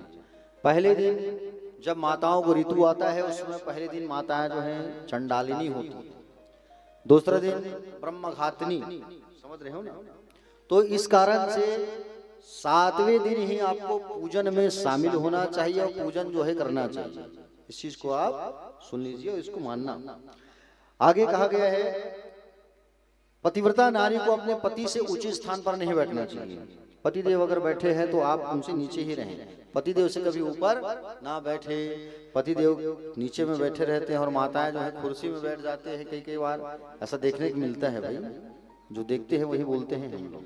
ठीक है, का है ना, हम जगह जगह जाते रहते कथा में और जगह जगह जाथन तो हमारे जगह जगह में एक से एक चीज देखे बार मिलती और जो देखथन वही चले बोलथन हम, है ना। व्यास मंच में इधर उधर की बात नहीं करते हम लोग, जो देखते हैं वही बोलते हैं। तो प्यारे भक्तजन, आगे कहा गया है भरता देवो गुरुर भरता धर्म तीर्थव्रतानि च तात सर्वं प्रत्याद्य पतिमेकं समर्चयेत्। कहा गया है पतिव्रता स्त्री के पुण्य से पितृवंश, मातृवंश और पति का वंश तीनों के पूर्वज जो है सुख भोगते हैं। अगर एक पतिव्रता नारी है अपने ससुराल में खूब अच्छे से रहती है और जीवन यापन करती है, पति की सेवा करती है, नियमों के पालन करती है, स्वच्छ रखती है घर को और अन्नदान करती है, पुण्य करती है, तो उनके प्रताप से पितृवंश मतलब उस कन्या का, उस स्त्री के पितृ के जो वंश होते हैं वो भी तर जाते हैं और माता के जो वंशज होते हैं तो माता के वंशज भी तर जाते हैं और पति के वंशज भी इससे तर जाते हैं। इसलिए घर में एक नारी का होना बहुत आवश्यक होता है। ठीक है, स्त्री को, एक स्त्री को उनका जो सम्मान है उनके पति से स्वतः मिल जाता है, पति से प्राप्त हो जाता है। समझ रहे हो ना। जैसे पंडित की पंडिताइन सेठ की सेठानी, राजा की रानी, है ना, ऐसा कहा गया। डॉक्टर की पत्नी को डॉक्टरिन कहते हैं हम लोग, मतलब एक उपाधि पत्नी को ऐसे ही मिल जाता है पति के साथ। कहते कि नहीं कहते, डॉक्टर की पत्नी को डॉक्टरिन कहते हैं, भले वो लिट्ठन सूजी लगा ले माता है, लेकिन डॉक्टरिन डॉक्टर हवे का ऐसे की थन नहीं। सरपंच घर के सरपंचिन की थन, भले वो बेचारी 5वीं 5 बार फैल रहे हैं, लेकिन सरपंचिन दाई सरपंच हवे का ऐसे कहल लगते है, और नहीं के भी तो फिर दिक्कत है। तो प्यारे भक्तजन, पत्नी के साथ, पति के साथ में पत्नी को उनका सम्मान ऐसे ही मिल जाता है। धर्मादि पुरुषार्थ मिलते हैं, भार्या से संतान की प्राप्ति होती है, और भार्या मूलम गृहस्थ भार्या मूलम सुखस्य च भार्या धर्म फलाद प्राप्त है, भार्या संतान वृद्ध है। उसी को गृहस्थ कहा गया है जिस घर में पतिव्रता नारी होती है। ये सब मैं इसलिए कह रहा हूं क्योंकि कथा में वो वर्णन है। पार्वती माता के यहाँ विदाई के अवसर पर जो ब्राह्मण आए हैं विवाह कराने, उनकी पत्नियां भी साथ में आई हैं और माता को उपदेश प्रदान कर रही है। ठीक है, बिना पत्नी के कोई यज्ञ जो है नहीं होता है, बिना पत्नी का कोई यज्ञ भी नहीं होता। जब यज्ञ होता है तो बिल्कुल पत्नी को साथ बैठना चाहिए, समझ रहे हो ना, पत्नी को साथ बैठना चाहिए। जब राम जी जो है जब रामेश्वरम की स्थापना कर रहे थे ना, किनकी स्थापना कर रहे थे, रामेश्वरम की स्थापना कर रहे थे। और रामेश्वरम, देखो रामेश्वर का अर्थ क्या है, राम ईश्वर, राम शिव। शिव की आराधना करोगे तो राम की आराधना करो, राम की आराधना करोगे तो शिव की कृपा तुम्हें ऐसे ही प्राप्त हो जाएगा। शिव की बड़े प्रिय है राम। राम की जब रामेश्वरम की जब स्थापना कर रहे थे, राम जी लंका जाने से पहले, ध्यान से सुनना, लंका जाने से पहले राम जी जो है जब रामेश्वरम की स्थापना करने वाले थे, तब जामवंत जी को कहा, क्या कहा, जामवंत जी आप जो है ऐसे पंडित को लाइए जो पंडित जो है विधान से हमारे इस शिवलिंग की पूजन करा सके, प्रतिष्ठा करवा सके। जामवंत जी को मालूम था आसपास में कोई पंडित नहीं। जामवंत जी चले गए लंका, और लंका में गए हैं रावण के पास जाके कहें कि रावण आसपास में भैया तुम ही ज्ञानी हो, तुम ही पुरोहित हो, आपको हमारे राम जी बुलाए हैं प्राण प्रतिष्ठा पूजा करवाने। तो रावण ने इसको स्वीकार किया, और रावण जो है जब आया भगवान राम के पास, तो राम जी उठ के स्वागत किए हैं। ये युद्ध के पहले, ये तुलसी कृत रामायण में नहीं है ये बात जो है, ठीक है, ये बात जो है अन्य रामायण से लिया गया है। रामायण कई प्रकार की है, कई भाषाओं में लिखी गई है, समझ रहे हो ना। तो रावण जब आया तो राम ने उनका स्वागत किया, आइए आइए लंकेश। रावण सामने बैठे पूजा कराने के लिए, है ना। अब पूजा कराने जब सामने बैठे तब रावण ने पूछा, क्या पूछा, कि बोले आप मुझे प्रतिष्ठा पूजा करवाने बुलाए हो, आप मुझे दक्षिणा में क्या दोगे, आपके पास क्या दक्षिणा है, आप तो खाली हाथ हो। राम जी ने कहा आप जो कहो कि मैं आपको दक्षिणा दूंगा। ठीक है, पक्का, बोले पक्का मैं दूंगा आपको। तो कहा कि मेरी जो दक्षिणा है वो ये है राम जी, कि बोले मैं आपके हाथों में मरना चाहता हूं, यही मेरी दक्षिणा है, आप दोगे। राम जी ने कहा मैं जरूर दूंगा। इसलिए रावण जी जो है मरे हैं। रावण तो बहुत बड़ा ज्ञानी था। रावण ने कहा राम जी से, आप यज्ञ में बैठ रहे हो, ये यज्ञ है, प्राण प्रतिष्ठा जो पूजा है वो यज्ञ है, यज्ञ में आप बैठ रहे हो, लेकिन आपकी पत्नी कहाँ है, बिना पत्नी के आप यज्ञ में नहीं बैठ सकते। राम जी आप अगर कुंवारे रहते तो बात समझ, आप शादीशुदा हो, विवाह हो चुकी है। रावण ने कहा घबराइए मत, मैं माँ सीता को साथ लेके आया हूँ, आप भेजिए अपने सेवकों को और माँ सीता को सम्मान सहित लेके आइए। जामवंत हनुमान लक्ष्मण गए, और पुष्पक विमान में माँ सीता बैठी थी ना, उसको बकायदा उतार के सम्मान सहित लाए हैं, और राम जी के साथ में पूजा में बैठी है, और राम जी के साथ पूजा में बैठी है। रामेश्वरम की स्थापना हुई है, और स्थापना के बाद रावण वापस माँ सीता को लेकर लंका गए हैं। समझ रहे हो, ये बात को हर कोई नहीं जानता। वापस भगवान कि पत्नी माँ सीता को रावण वापस लेके गए हैं। तो बिना यज्ञ में पत्नी के साथ ही बैठना चाहिए, बिना पत्नी के यज्ञ पूर्ण नहीं होता। इसलिए जोड़े में बैठाया जाता है ना, जैसे कोई कथा भी होता है, भागवत कथा, राम कथा, शिव पुराण कथा, तो जोड़े में बैठे हो ना आप लोग।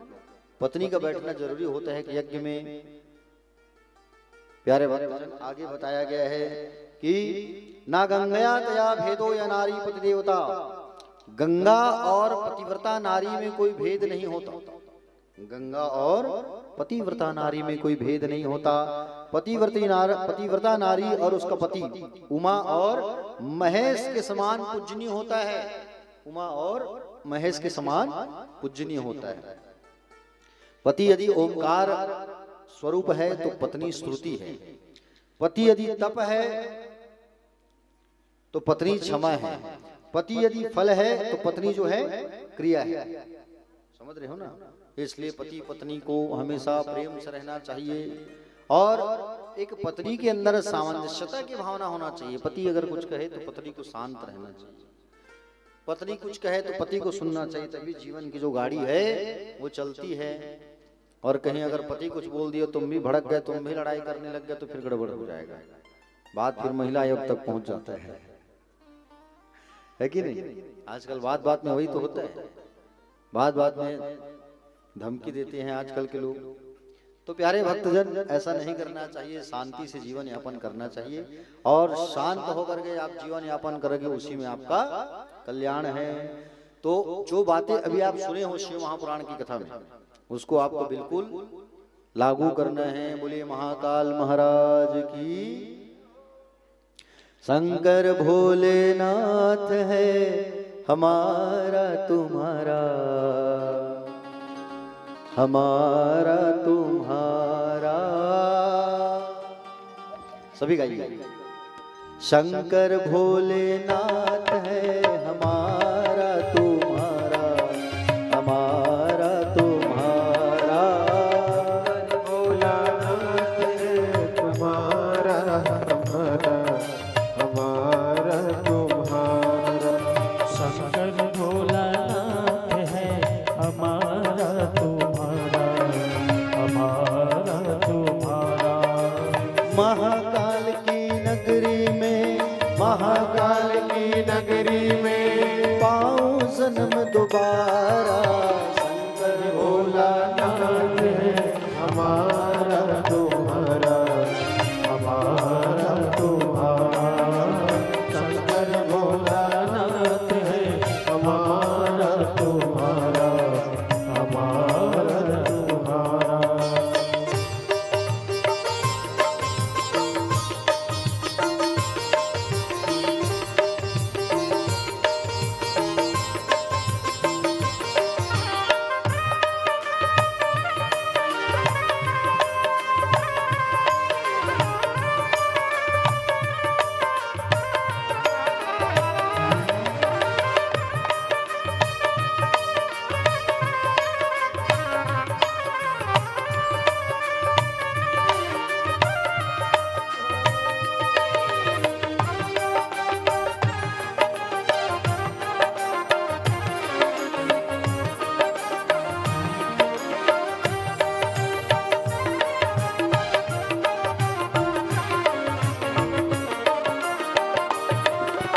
इस नगरी के कंकर पत्थर हम बन जाए।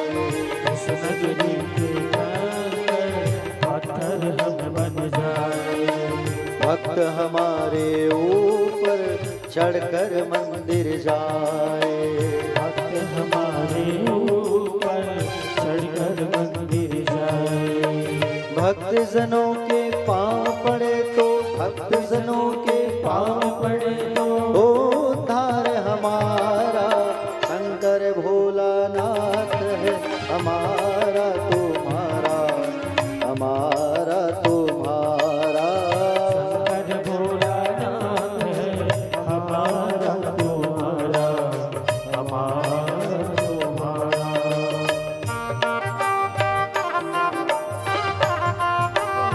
जय हो।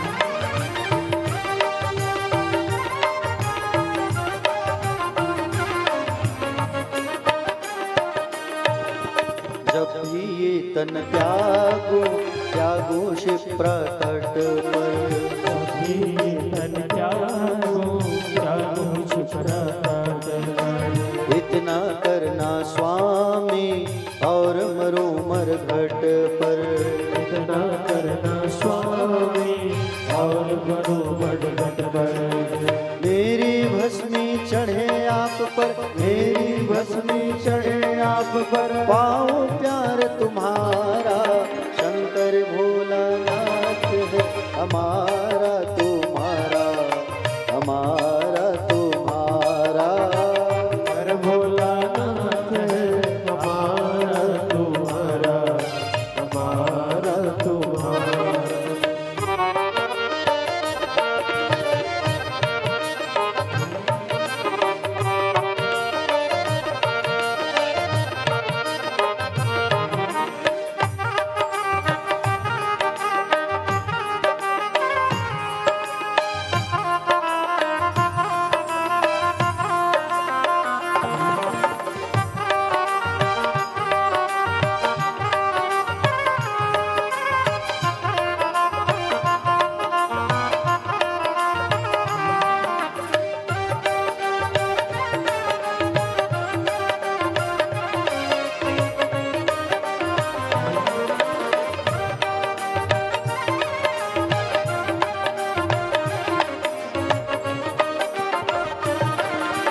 जय भोला भंडारी, जय गौरा त्रिपुरारी।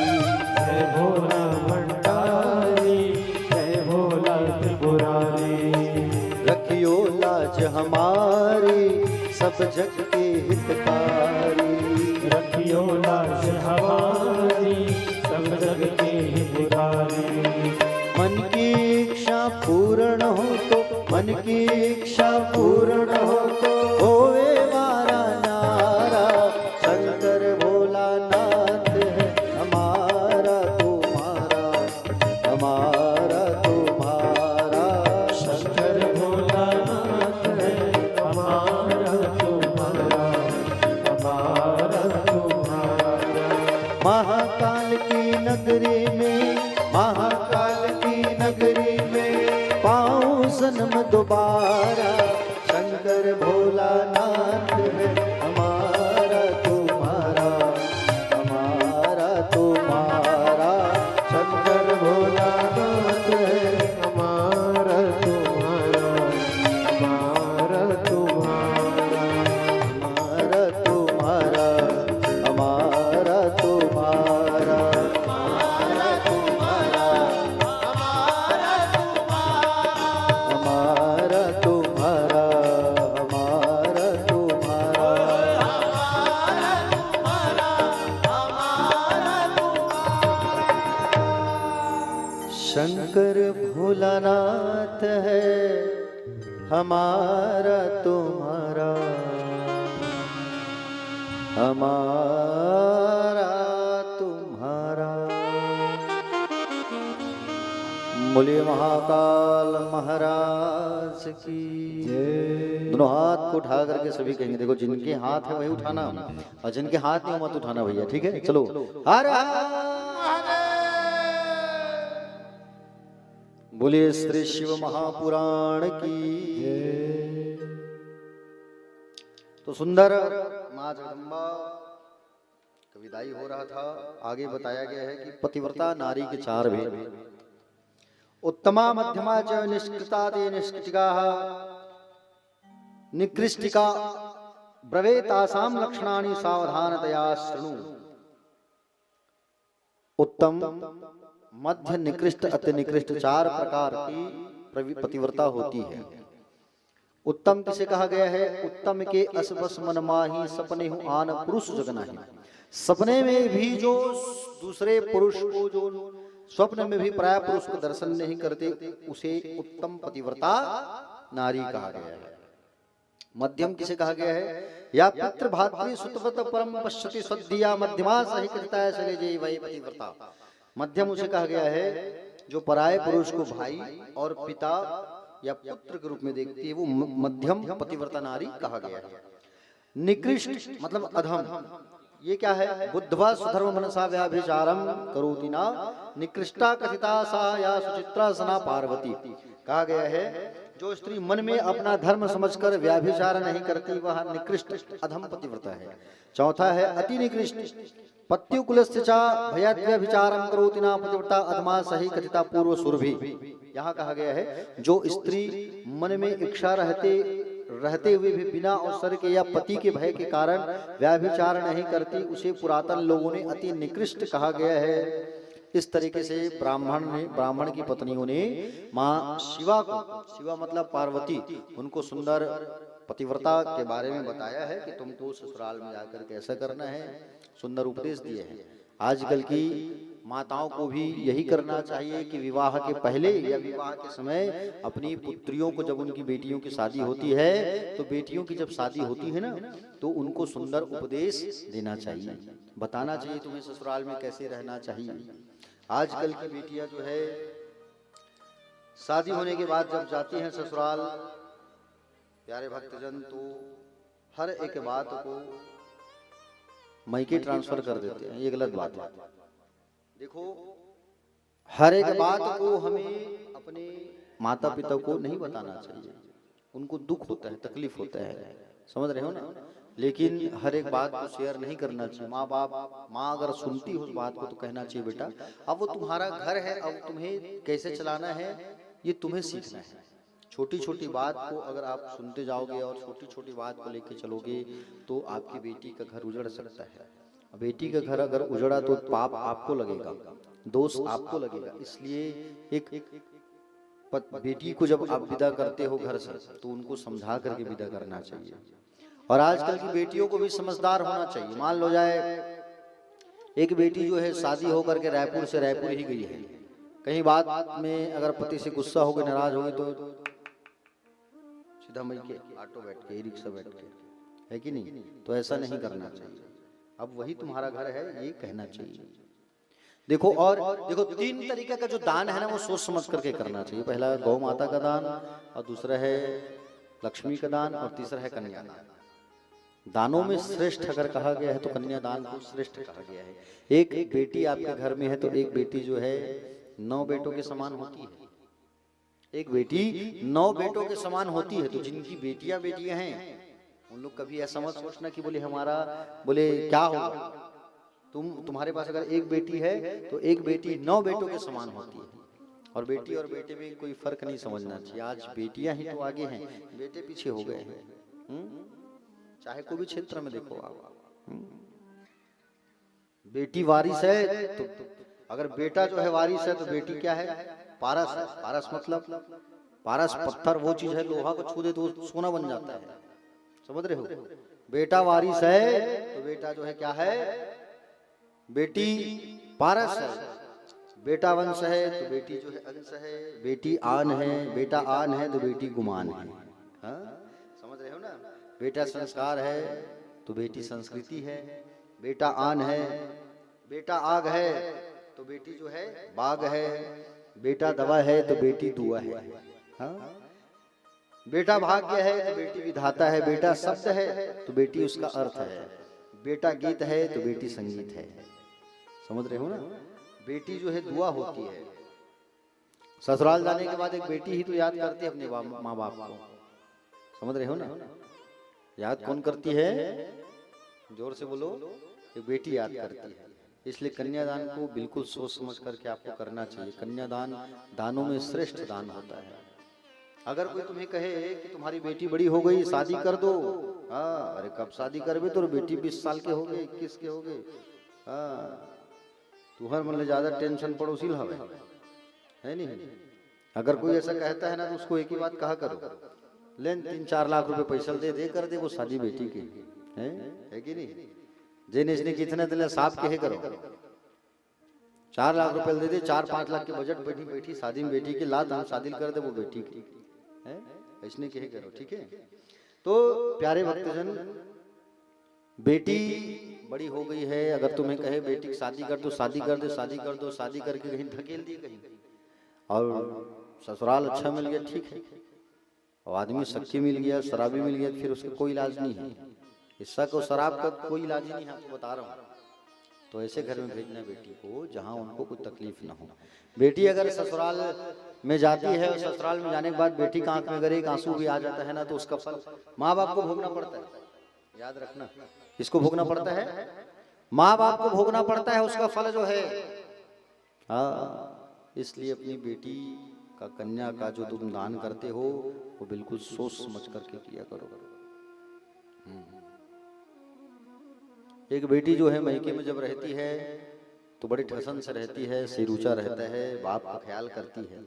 और एक भाई अगर है या दो भाई है, भाभी लोग अच्छा मिल गए तो ठीक है। और एक बार साल में जब वो तीज के समय में आती है बेटी जो है, और उसमें भी अगर उसका मन किया कि मैं किसी सामान को लेके जाऊं अपने ससुराल, तो 10 बार सोचे कि मेरी भाभी मुझे देगी कि नहीं देगी, भाभी कुछ बोलेगी थोड़ी। भाभी अच्छी मिल गई तब तो ठीक है, और थोड़ा तेज तर्रार मिल गई तो फिर गड़बड़ है। इसलिए बेटी की शादी जो है बड़े सोच समझ करके करना चाहिए। कन्यादान भी करो तो अच्छे जगह में करो, भले तुमको टाइम लगे, लेकिन दामाद अच्छा मिलना चाहिए, लायक दामाद मिलना चाहिए। समझ रहे हो ना? नशा से दूर हो, व्यवहारशील हो, अच्छा काम करने वाला हो, ऐसा दामाद खोज करके ही आप अपनी बेटी की शादी को करना। समझ रहे हो ना? जाने दो अल्लाह मत करो, थोड़ा जगह दे दो उनको, जा रही है तो जाने दो, पीछे जगह दे दो, वो चली जाएगी।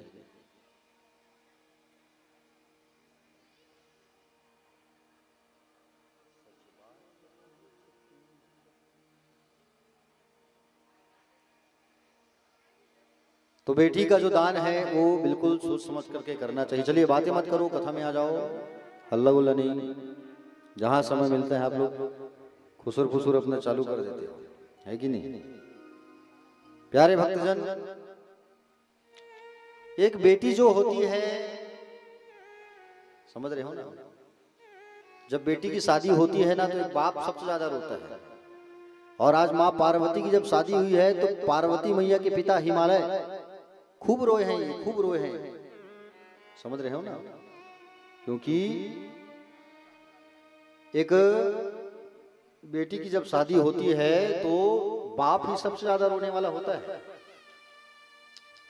बाप के आंख में आंसू नहीं होता, लेकिन बाप रोता बहुत है। समझ रहे हो ना? बाप जो है रोता नहीं, उनका आंसू दिखता नहीं है, लेकिन सबसे ज्यादा बेटी की, कन्या की शादी में एक बाप ही बहुत रोता है। बेटी को तकलीफ होता है तो बाप को बहुत ज्यादा तकलीफ होती है। समझ रहे हो ना? और जिस घर में पिता है तो घर बिल्कुल शान बान आन से चलेगा, जिस घर में माँ बाप है। समझ रहे हो ना? पिता क्या है? पिता रोटी है, कपड़ा है, मकान है। पिता नन्हे से परिंदे का बड़ा आसमान है। पिता है तो घर में प्रतिपल राग है। पिता से ही माँ की चूड़ी बिंदी सुहाग है। पिता है तो बच्चे के सारे सपने हैं। पिता है तो बाजार के सारे खिलौने अपने हैं। जो बिना आंसू के रोता है, बिना आवाज के रोता है, वो बाप होता है। बच्चों की किस्मत की छेद को जो अपनी बनियान में पहनता है, वो बाप होता है। घर में सबके लिए नए नए जूते चप्पल आते हैं, इसके लिए बाप के तलवे घिस जाते हैं। जो अपनी आंखों में दूसरों के लिए सपने संजोता है, वो बाप होता है। सच है, माँ हमें 9 महीना कोख में रखती है, लेकिन 9 महीने जो दिमाग में ढोता है, दिमाग में टेंशन लेके जाता है, रहता है, वो बाप होता है। बाप रखवाला होता है, बाप निवाला होता है, बाप अपनी औलाद से हार कर मुस्कुराने वाला होता है। देखे हो नहीं, बेटा लोग कितना पाप करते हैं, गलत काम करते हैं, फिर भी अपने बेटा की गलती को एक माँ बाप छुपाते हैं। नहीं, ऐसा नहीं हुआ है। बाप करता है, कहता नहीं है। और जब बाप समझ में आता है तब तक वो हमारे पास रहता नहीं है। जिस दिन बाप समझ में आ जाएगा ना, उस दिन वो आपके पास रहेगा नहीं। इसलिए माँ बाप की कद्र करो, बाप है तो उनकी इज्जत करो। समझ रहे हो ना? इसलिए बेटियां जो होती है उनका कन्यादान बड़े सोच समझ करके कन्या करना चाहिए। एक बेटी को अगर अच्छा ससुराल मिल जाता है तो बेटी प्रसन्न रहती है, और कहीं बेटी की आंख में आंसू आता है तो आंसू का फल जन्म देने वाले माँ बाप को भोगना पड़ता है। ठीक है?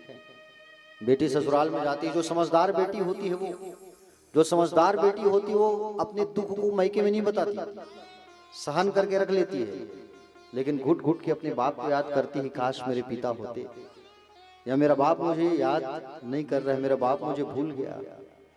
हाँ? जब बेटी को कष्ट मिलता है, प्रताड़ित जब होती है बेटियां, देखना पेपर में आपको एक से खबर मिलेगा ऐसा। बेटियां जब प्रताड़ित होती है ना, तो बेटियों के पास एक ही साधन रहता है कि बेटियां सुसाइड कर ले, या बेटी कूद के मर जाए, या कुछ कर ले। और जो समझदार बेटियां नहीं रहती, वो आके अपने मैके में बैठ जाती है।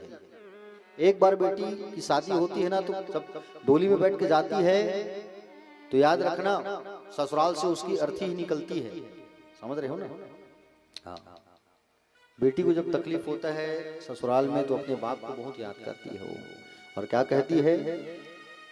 सच बात पूछती हूँ बताओ न बाबूजी, छुपाओ न बाबूजी, क्या याद मेरी आती नहीं। सच बात पूछती हूँ बताओ न बाबूजी, छुपाओ न बाबूजी, क्या याद मेरी आती नहीं। पैदा हुई घर में मेरे मातम सा छाया था, पापा तेरे खुश थे मुझे माँ ने बताया था। ले के नाम प्यार सताते भी मुझे थे, आते थे कहीं से तो बुलाते भी मुझे थे। मैं हूँ नहीं तो किसको बुलाते हो बाबूजी, क्या याद मेरी आती नहीं। हर जिद मेरी पूरी हुई, हर बात मानते, बेटी थी मगर बेटों से ज्यादा थे जानते। घर में कभी होली कभी दीपावली आई, सैंडल भी मेरी आई, मेरी फ्रॉक भी आई। अपने लिए भी बंडी ना लेते थे बाबूजी, क्या कमाते थे बाबूजी, क्या याद मेरी आती नहीं। सारी उम्र खर्चे में कमाई में लगा दी, दादी बीमार थी तो दवाई में लगा दी। पढ़ने लगे हम सब तो पढ़ाई में लगा दी, बाकी बचा वो मेरे सगाई में लगा दी। अब किसके लिए इतना कमाते हो बाबूजी, बचाते हो बाबूजी, क्या याद मेरी आती नहीं। कहते थे मेरा मन कहीं एक पल न लगेगा, बिटिया विदा हुई तो घर घर न लगेगा। कपड़े कभी गहने कभी सामान संजोते, तैयारियां भी करते थे छुप छुप के थे रोते। कर कर के याद अब तो न रोते हो बाबूजी, क्या याद मेरी आती नहीं। कैसी परंपरा है ये, कैसा विधान है, पापा पता न कौन सा मेरा जहान है। आधा यहाँ आधा वहाँ जीवन है अधूरा, पीहर मेरा पूरा है ना ससुराल है पूरा। क्या आपका भी प्यार अधूरा है बाबूजी, न पूरा है बाबूजी, क्या याद मेरी आती नहीं। सच बात पूछती हूँ बताओ न पापा जी, बताओ न बाबूजी, क्या याद मेरी आती नहीं। जवाब में एक बाप कहता है अपनी बेटी से, जवाब देता है एक पिता अपनी बेटी को, पुत्री को, तेरे लिए जो मैंने किया वो मेरा फर्ज था। बिटिया की शादी करना तो बाबुल पे कर्ज था। क्यों रख लिया है बोझ मन में, क्यों उदास है। बिटिया का पापा होना तो किस्मत की बात है। तुम सबके लिए अब भी कमाता हूँ लाडली, मेरी भोली लाडली। हाँ याद तेरी आती बहुत है, हाँ याद तेरी आती बहुत है। उत्तर तेरी बात, उत्तर तेरी हर बात का देता हूँ लाडली, ओ मेरी भोली लाडली। हाँ याद तेरी आती नहीं, हाँ याद तेरी आती बहुत है, हाँ याद तेरी आती बहुत है। तो प्यारे, आज राजा हिमालय भी अपनी बेटी को विदा कर रहे हैं, मां पार्वती को। और राजा हिमाचल कहते हैं, बाबुल की दुआएं लेती जा तुझको सुखी संसार मिले। बाबुल की दुआएं लेती जा तुझको सुखी संसार मिले। मैके की कभी ना याद आई, ससुराल में इतना प्यार मिले। मैके में तुम्हें याद आए, ससुराल में तुझको प्यार मिले। बाबुल की दुआएं लेती जा तुझको सुखी संसार मिले। बाबुल की दुआएं लेती जा तुझको सुखी संसार मिले।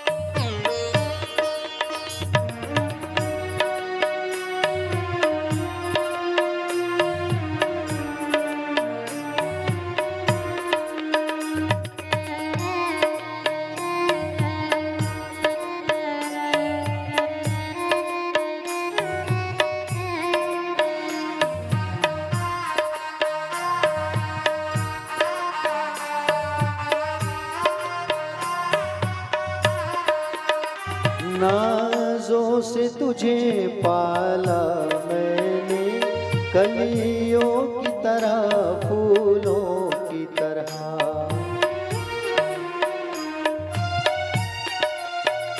बचपन में झुलाया है तुझको बाहों ने मेरी झूलों की तरह।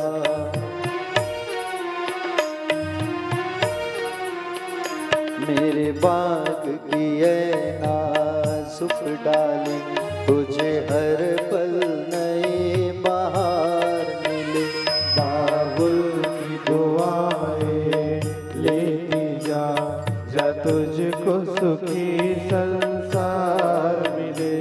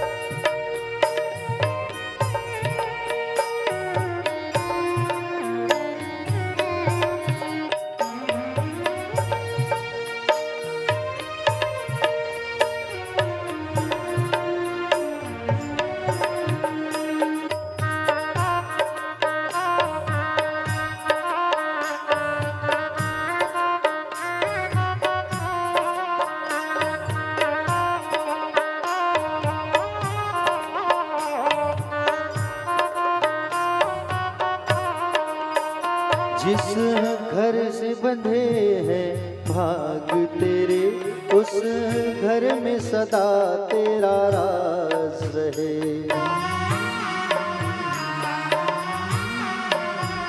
होठों पे हंसी की धूप खिले, माथे पे खुशी का ताज रहे।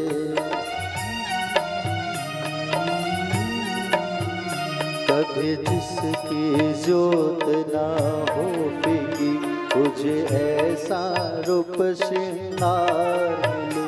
बाबुल की दुआएं लेती जा, जा तुझको सुखी संसार मिले।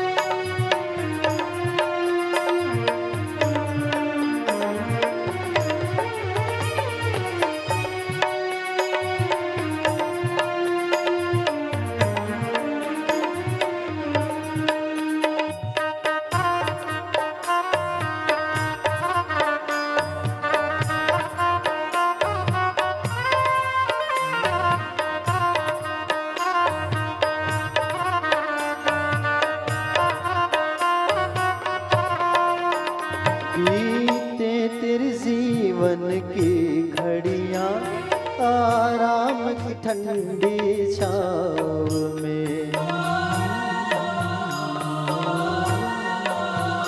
कांटा भी न चुभने पाए कभी मेरी लाडली तेरे पाँव में।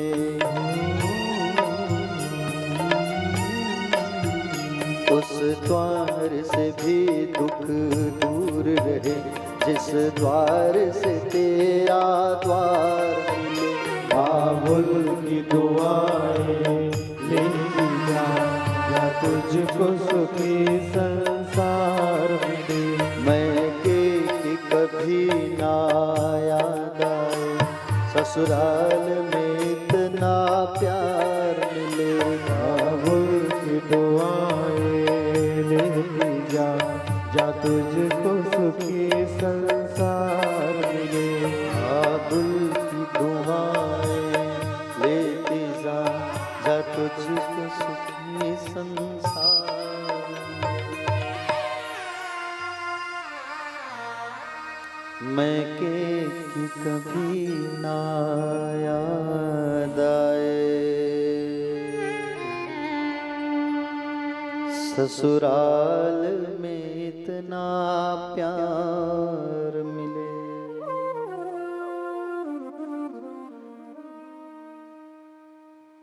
बोले श्री महाकाल महाराज की। अपने अपने पूज्य माता पिता की जय। प्यारे भक्तजन, तो आज महादेव भूत भावन के साथ माँ अंबिका का विवाह संपन्न हुआ और माँ गौरा हिमालय से विदा होकर के उनके पिता हिमालय ने माँ मैना भाई मैना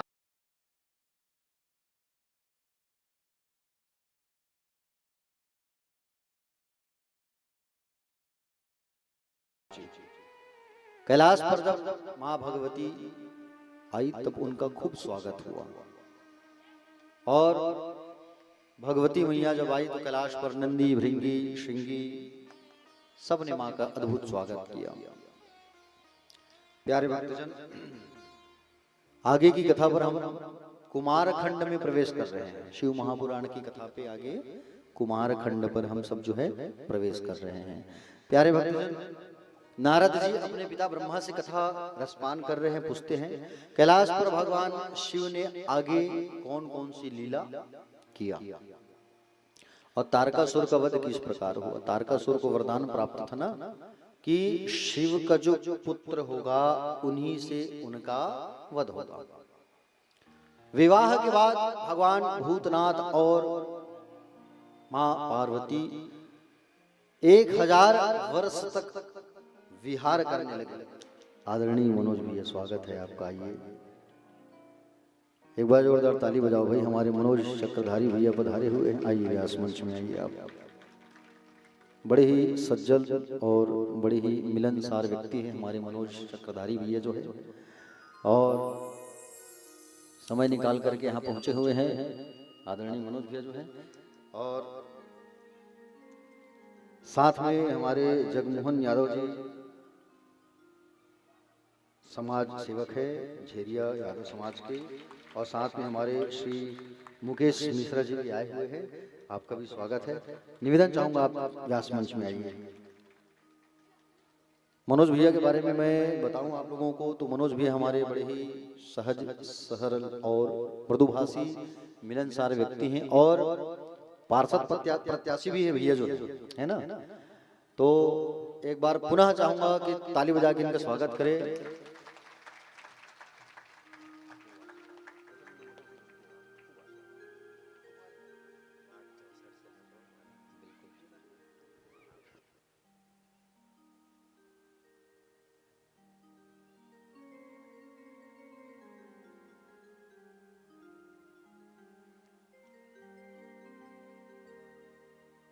वार्ड 64 से भैया जो है निर्दलीय प्रत्याशी है।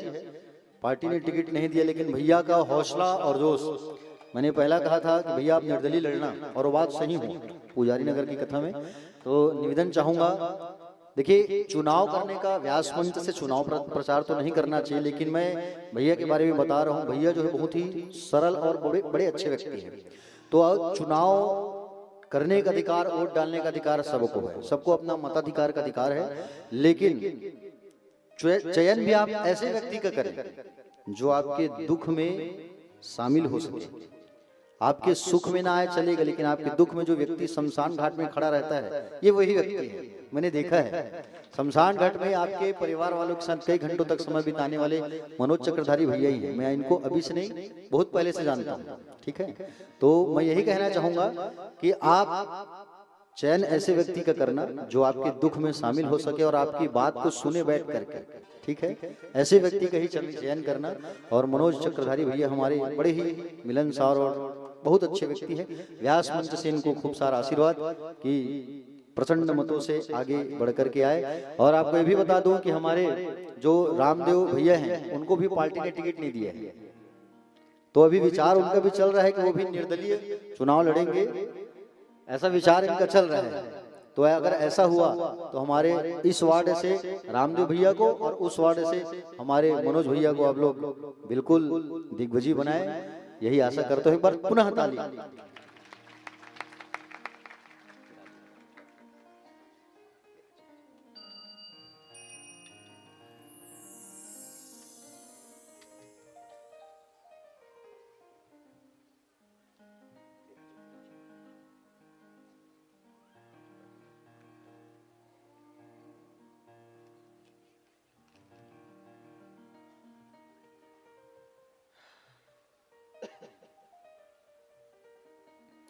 तो प्यारे भक्तजन,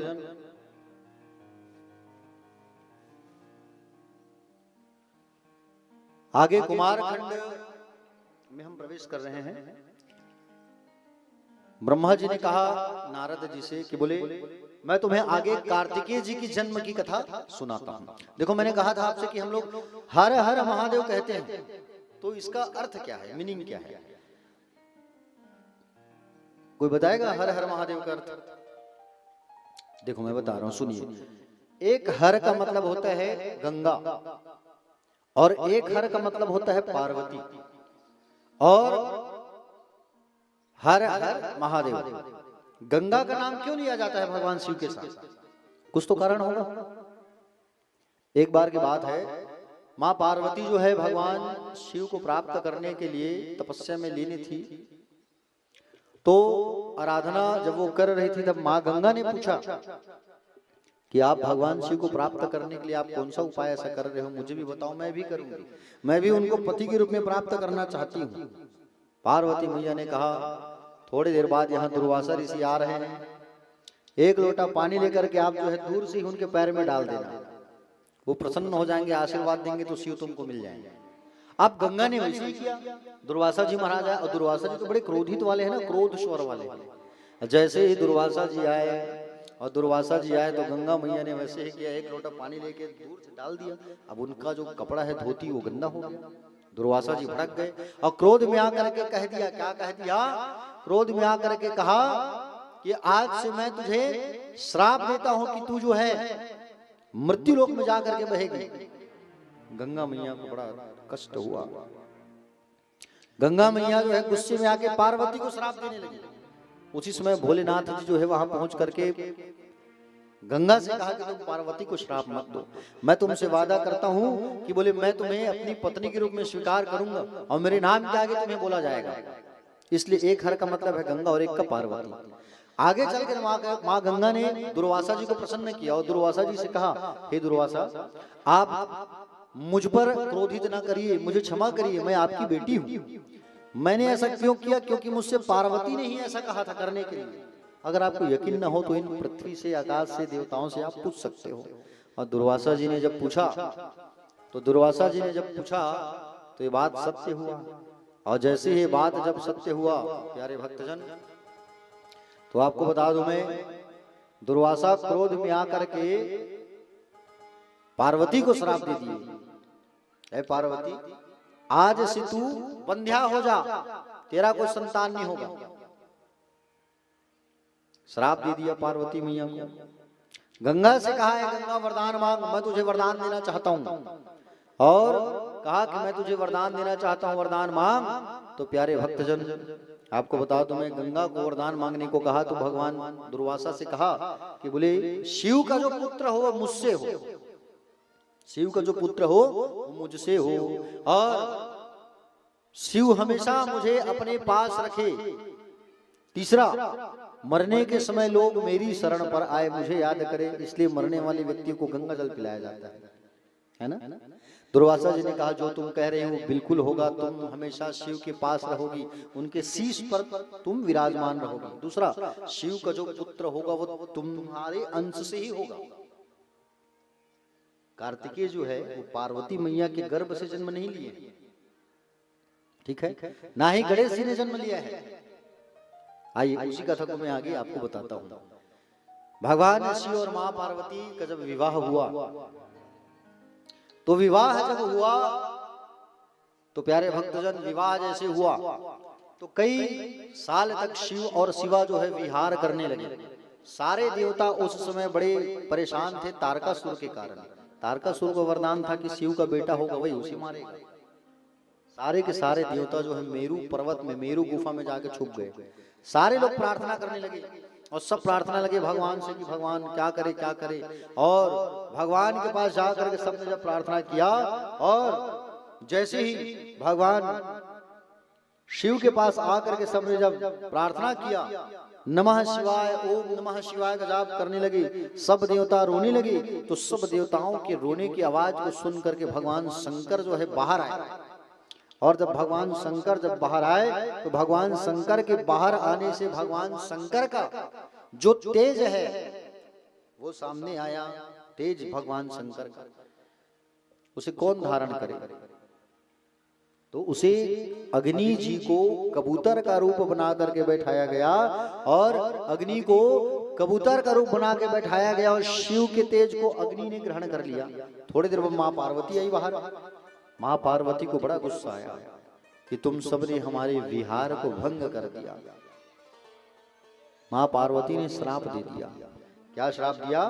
कि तुम जितने देवता हो कभी सुख नहीं भोग पाओगे, आज से तुम्हारी स्त्रियां भी वंध्या हो जाएगी।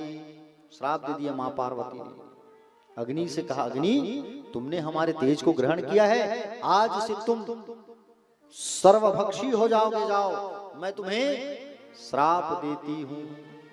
इसलिए अग्नि जो है सर्वभक्षी हो गया, और अग्नि जो है सर्वभक्षी हुआ।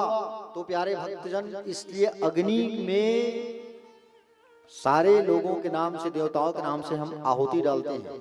यज्ञ करते हो तो आहुति डालते हो ना आप।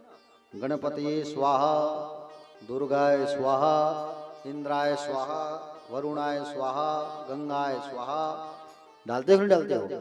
इंद्र आदि सबको जो आप अग्नि में आहुति डालते हो तो अग्नि सर्वभक्षी का उनको श्राप मिला है, इसलिए अग्नि सबके भोजन को ग्रहण करता है। समझ रहे हो ना? पार्वती जी ने सारे देवताओं की पत्नियों को श्राप दे दिया। अग्नि उस तेज को सहन नहीं कर पा रहा था। भगवान शंकर के शरण में जाकर के प्रार्थना किया, प्रभु मैं इस तेज को कहां करूं? भगवान शंकर ने कहा जो स्त्रियां तुम्हारे सानिध्य में आएगी उसके अंदर तुम इस तेज को डाल देना। माघ के महीने में सप्त ऋषियों की पत्नियां, 7 ऋषियों के नाम सुने हो ना, कल मैंने बताया था कथा में। सप्त ऋषि आकाश में देखना आप लोग, सप्त ऋषि जो है टिमटिमाते रहते हैं आकाश में। ध्रुव तारा और ये सप्त ऋषि हमेशा टिमटिमाते मिलेंगे आपको। सप्त ऋषि कैसे दिखते हैं पता है? 2 और 2 और 1 2 3 ऐसा सप्त ऋषि, 7 तारा, सप्त तारा मंडल कहा जाता है जिसे। तो सप्त ऋषियों की जो पत्नियां हैं माघ के महीने में गंगा स्नान किए और स्नान करने के बाद जब उनको ठंड लगा तो अग्नि का ताप लेने के लिए अग्नि के पास आए। और अग्नि के पास जब आए तो 6 ऋषियों की पत्नियां तो अग्नि के पास आई, लेकिन 7वां कौन? अरुंधति मैया अग्नि के पास नहीं गई। अग्नि का जब ताप लेने लगे तो अग्नि जो है सभी माताओं के रोम से, ये रोम जो होता है ना, उस रोम से 6 माताओं के अंदर उस शिव के तेज को डाल दिए। और 6 ऋषियों की जो पत्नियां हैं, 6 ऋषियों की जो पत्नियां हैं वो गर्भवती हो गए। समझ रहे हो ना? 6 ऋषियों की जो पत्नियां हैं वो गर्भवती हो गई और सारे ऋषियों ने उनका त्याग कर दिया। अब ऋषि की पत्नियों ने भी इस तेज को सहन नहीं कर पाए, और तेज को जब सहन नहीं कर पाए प्यारे भक्तजन तो ये जाकर के हिमालय में छोड़ दी उस तेज को। हिमालय भी नहीं सहन कर पाया भगवान के तेज को। हिमालय जो है माँ गंगा में छोड़ दिया उस तेज को, और गंगा मैया उस तेज को अपने हाथों से पकड़ी उस अंश को, और गंगा के किनारे सरकंडे के उस घास पर रखती है माँ गंगा। तो उससे एक पुत्र पैदा हुआ जिसका नाम पड़ा कार्तिकेय। कार्तिकेय नाम क्यों पड़ा? माँ गंगा ने उस बालक को जन्म देती है, वहां छोड़ दी माँ गंगा। उसी समय कृतिका नाम की, कृतिका नक्षत्र होता है, कृतिका नाम की 6 माताएं वहां से गुजर रहे थे और अचानक बालक के रोने की आवाज को देखा तो बालक के पास आए। बालक बड़ा दिव्य, बड़ा तेज, समझ रहे हो ना? बालक जो है बड़ा ही दिव्य था, तेज था। और उसी समय बालक के पास 6 माताएं पहुंचे और उस 6 माताओं ने उस बालक को देख करके स्तनपान कराने का विचार किया कि हम इनको पाले, दूध पिलाए। तब भगवान कुमार ने अपना 6 मुख बना लिया और 6 मुख बना करके एक साथ उन 6 माताओं का स्तनपान किया है। समझ रहे हो ना? कृतिका नाम की माताओं ने पालन पोषण किया जिस महीने में, उस महीने का नाम पड़ा है कार्तिक, और कुमार का नाम पड़ा क्या? कार्तिकेय। कृतिका नाम की माताओं ने पालन पोषण किया इसलिए उनका नाम पड़ा कार्तिकेय। समझ रहे हो ना? उसी समय वहां से विश्वामित्र जी गुजर रहे थे। विश्वामित्र को जानते हो ना, जो राम जी के साथ में क्या किए थे? राम जी उनके साथ यात्रा किए थे। और विश्वामित्र जी वहां जब आए तब कार्तिकेय ने कहा कि मेरा आप जातकर्म संस्कार करो, नामकरण संस्कार करो। विश्वामित्र जी ने कहा मैं तो ब्राह्मण नहीं हूं। भगवान ने कहा कि बोले आज से आप ब्राह्मण कहलाओगे, ब्रह्म ऋषियों की आप में आपकी गिनती होगी, मेरा आप जातकर्म संस्कार करिए। तब विश्वामित्र जी ने उनका जातकर्म संस्कार किया। विश्वामित्र जी, इसलिए विश्वामित्र जी जो है उस दिन से क्या कहलाए? ब्राह्मणों की गिनती में आ गए, ब्रह्म ऋषियों की गिनती में विश्वामित्र जी को गिनना चालू किया गया। समझ रहे हो ना? इधर कैलाश पर्वत पर इधर मां पार्वती ने भगवान शंकर से पूछा, प्रभु आपका जो अमोघ तेज कभी नष्ट नहीं होता, उससे जरूर एक बालक का जन्म हुआ होगा, वो कहाँ है? शंकर जी ने मां पार्वती की बात को सुना। पार्वती की बात को सुन करके पृथ्वी को बुला करके पूछा, पृथ्वी मेरा वो तेज कहाँ है? पृथ्वी ने कहा मैंने उस तेज को अग्नि को दिया था। अग्नि को पूछा तो अग्नि ने कहा मैं उस तेज को हिमालय आदि में सौंपा था। हिमालय से पूछा गया तो हिमालय ने कहा मैंने उसे गंगा को दिया था। गंगा से पूछा तब गंगा ने कहा कि मैंने सरकंडे के जंगल पर उसे रखा और उसी समय उससे एक बालक उत्पन्न हुआ और उस बालक का लालन पालन जो है कृतिका नाम की 6 माताएं कर रही है। सुंदर वो बालक जो है, तब नंदी आदि को भेजा गया और नंदी आदि को भेजा गया और नंदी को भेज करके कुमार कार्तिकेय को कैलाश पर्वत जो है लाया गया। कहाँ लाया गया? कैलाश पर्वत पर वापस लाया गया और कुमार कार्तिकेय दिव्य जो है स्वागत किया गया। उनको सुंदर सिंहासन पर बैठाया गया। कार्तिकेय जी को स्नान कराया गया, अभिषेक कराया गया। भगवान विष्णु ने कार्तिकेय जी को वैजंती माला और सुदर्शन चक्र प्रदान किया। समझ रहे हो ना? भगवान शिव ने त्रिशूल पिनाक धनुष प्रदान किया। ब्रह्मा जी ने वेद और यज्ञोपवीत किया, जनेऊ पहनाया। गायत्री मैया कमंडलू प्रदान की। इंद्र जो है ऐरावत हाथी और वज्र प्रदान किए। वरुण देव जो है वरुणोपास। सूर्य जो है उत्तम रथ और कवच दिए हैं। यमराज जो है यमदंड प्रदान किए हैं। कुबेर जी जो है गदा दिए हैं और गरुड़ जो है मयूर वाहन प्रदान किए हैं। कार्तिकेय जी की सवारी क्या है? मयूर। समझ रहे हो ना? और सुंदर कुमार कार्तिकेय जी जो है आज से कार्तिकेय के नाम से जाने जाने लगे। बोले कुमार कार्तिकेय जी महाराज की, काशी विश्वनाथ की। दोनों हाथ उठा के कहिए हर। आइए, बड़ा प्यारा भगवान शिव का भजन रसपान करते हैं, फिर कथा में आगे हम सब जो है बढ़ेंगे, रसपान करेंगे। एक बार सभी आगे पीछे सभी के भक्तों से निवेदन चाहूंगा, एक बार जोरदार हाथ उठा के कहेंगे हर हर। देखो पीछे वाले का आवाज ही नहीं आ रहा है, थोड़ा जोर से कहो हर हर।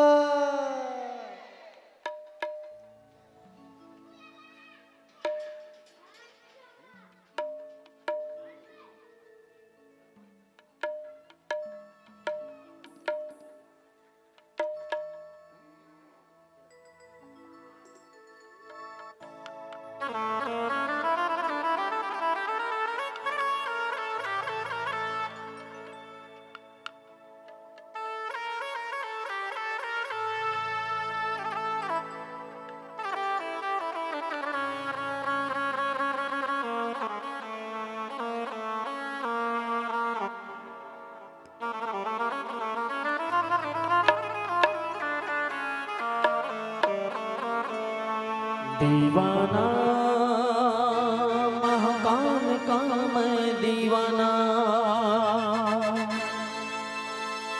दीवाना महाकाल का मैं दीवाना।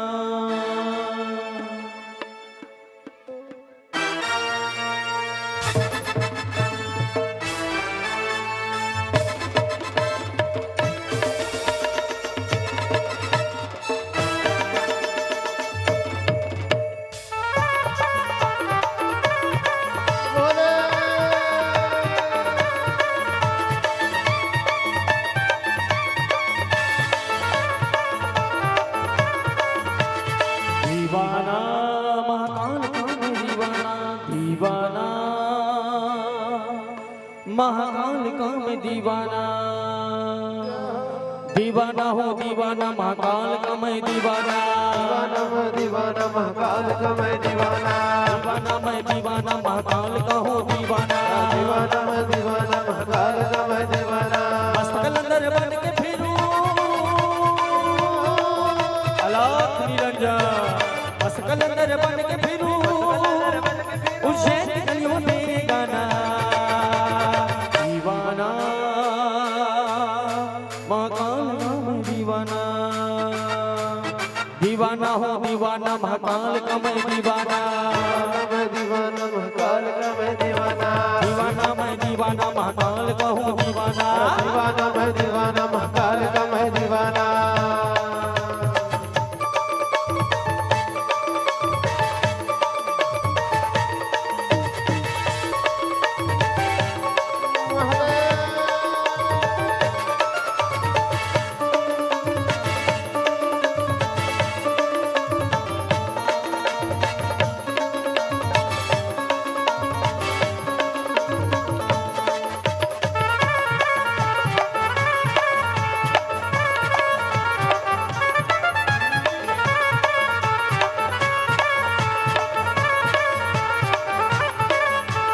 महाकाल का मुझ पर करम है, मेरी शान निराली है। महाकाल के मुझ पर मेरे साथ निराले है। महाकाल का मुझ पर करम है मेरी शान निराली है।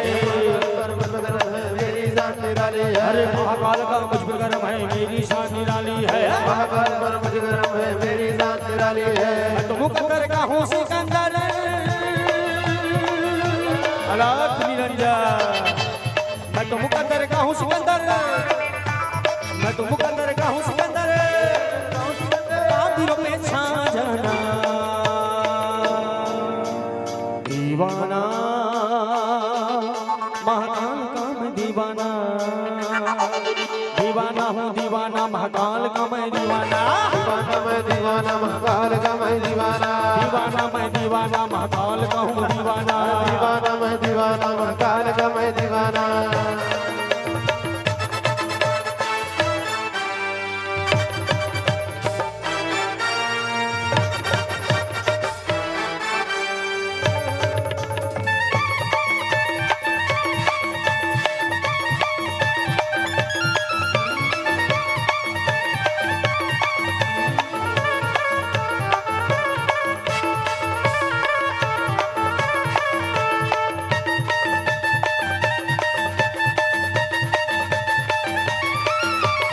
ऐसो लाग्यो जय नगरिया बीते मोरी सारी उमरिया। ऐसो लाग्यो जय नगरिया, ऐसो लाग्यो जय नगरिया बीते मोरी सारी उमरिया। ऐसो लाग्यो जय नगरिया बीते मोरी सारी उमरिया। लगता है महाकाल मेरे अलाख निरंजन। लगता है महाकाल मेरे, अरे लगता है महाकाल मेरे। समाओ मैं परवाना समझा।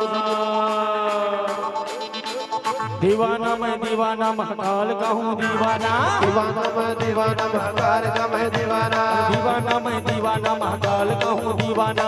दीवाना मैं दीवाना, महाकाल का मैं दीवाना। कलंदर बन के फिरूं अलाख निरंजन। मस्त कलंदर बन के फिरूं उज्जैन की गलियों में बेगाना। दीवाना महाकाल का मैं दीवाना। दीवाना हूँ दीवाना, महाकाल का हूँ दीवाना। दीवाना हो दीवाना, महाकाल का मैं दीवाना। दीवाना हूँ दीवाना, महाकाल का मैं दीवाना। दीवाना हो दीवाना, महाकाल का मैं दीवाना। अरे दीवाना हूँ दीवाना, महाकाल का मैं दीवाना। दीवाना हो दीवाना, महाकाल का मैं दीवाना। दीवाना मैं दीवाना, महाकाल का हूँ दीवाना। दीवाना हो दीवाना, महाकाल का मैं दीवाना। दीवाना हूँ दीवाना, महाकाल का हूँ दीवाना। दीवाना मैं दीवाना, महाकाल का मैं दीवाना। दीवाना महाकाल का मैं दीवाना। बोल महाकाल भगवान की हरे हरे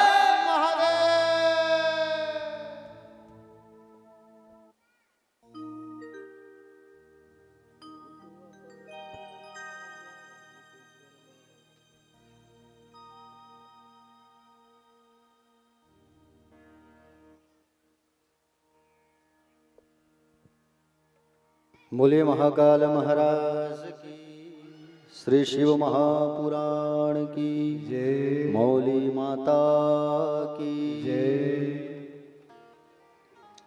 तो प्यारे कुमार कार्तिकेय के सुंदर जन्म की अद्भुत कथा आपने सुना। इनके माह पर किया गया दान, इनके माह पर किया गया पुण्य करोड़ दाई फलगुना होता है। कार्तिक मास की महिमा ही अलग है। कार्तिक मास जो है भगवान कार्तिकेय के नाम से ही पूजा जाता है। देखो आप लोग भगवान गणेश की पूजा करते हो तो कोई भी छोटी सी छोटी भी पूजा करते हो, पीछे बात मत करो, ध्यान से कथा सुनिए। छोटी सी छोटी पूजा भी अगर हम करते हैं ना तो भगवान गणेश की पूजा करते हैं, लेकिन डाउट ये होता है गणेश की तो पूजा करते हैं लेकिन कार्तिकेय की भी तो पूजा करना चाहिए, है कि नहीं? कार्तिकेय की पूजा हम लोग नहीं करते। प्यारे भक्तजन, कार्तिकेय की भी पूजा करते हो आप। कुमार कार्तिकेय जो है, आप जो पूजन में कलश रखते हो तो कलश के ऊपर जो नारियल होता है ना, उस नारियल के ऊपर कार्तिकेय जी का स्थान होता है। आपको बता रहा हूं मैं, कलश में जब भी रखते हो तो नारियल रखते हो, तो उस नारियल के ऊपर किसका वास होता है? कार्तिकेय जी का स्थान होता है। इसलिए पूजन पे गणेश, गौरी और कार्तिकेय तीनों की पूजा होती है। आइए मैं आपको भगवान गणेश की उत्पत्ति की, उत्पन्न वो कैसे हुए, ये कथा आपको बताता हूँ। प्यारे भक्तजन देखो, गणेश जी का ये आख्यान जो आप सुन रहे हो, इनको सुनने से आपका सदैव मंगल ही मंगल होता है। ठीक है। भगवान गणेश के जन्म की दो आख्यान मिलते हैं। पहला, इनका जन्म ब्रह्मा जी से भी पहले हुआ था। उस समय शनि की दृष्टि पड़ने से उनका सिर कट गया था और हाथी का सिर जोड़ा गया। दूसरा दृष्टांत ये मिलता है कि एक बार माँ पार्वती अपनी सखियों के साथ में, माँ पार्वती की सखियों का क्या नाम है पता है? जया और विजया। जया और विजया। जया और विजया के साथ में माँ पार्वती जो है एक बार स्नान करने गई हुई थी। माँ पार्वती जी ने नंदी को वहां पर द्वारपाल बनाकर के अंदर स्नान करने गई मैया जो है, अचानक भगवान शंकर वहां प्रवेश कर गए और सभी सखियां लज्जित हो गई। दोबारा जब स्नान करने की बारी आई कुछ महीनों बाद, जया विजया ने कहा कि आप ऐसे द्वारपाल को नियुक्त करो जो किसी को अंदर प्रवेश करने ना दे, अंदर कोई ना आए, ऐसा कोई द्वारपाल नियुक्त करो आप। तो कहे बोले ठीक है।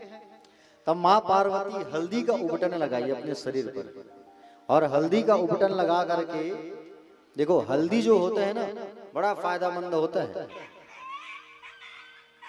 मत मारदा वो कथा सुने बड़ा है वो, अरे वो जीव है वो कथा सुनते झन मार झन मार गुस्सा कोनो श्राप दे दी नहीं तुलत गड़बड़ हो जाएगी। कथा सुनत हमें डिस्टर्ब करत हंसता है, मोल अगले जन्म में मैं कथा सुनूं होता है, हाँ ऐसे की गड़बड़ हो जाएगी, मत मारो। देखो सभी जानवरों का अधिकार है, पुराण की कथा जो है जहां तक लाउड स्पीकर के माध्यम से जाती है सबको सुनने दीजिए, कोई दिक्कत नहीं। तो हल्दी जो होता है, कुत्ते से याद आया मुझे दृष्टांत बात। देखो कुत्ता आप लोग पालते हो अच्छी बात है, लेकिन कुत्ता जो होता है उसे घर के अंदर मत रखा करो, ठीक है? कुत्ता का अगर, कुत्ता और बिल्ली का एक रोम अगर झड़ जाता है ना,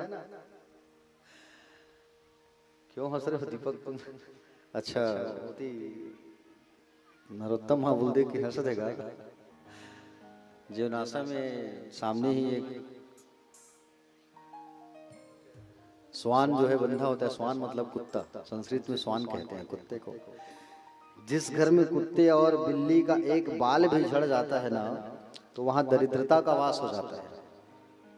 इसलिए कुत्ते और बिल्ली का पालन नहीं करना चाहिए।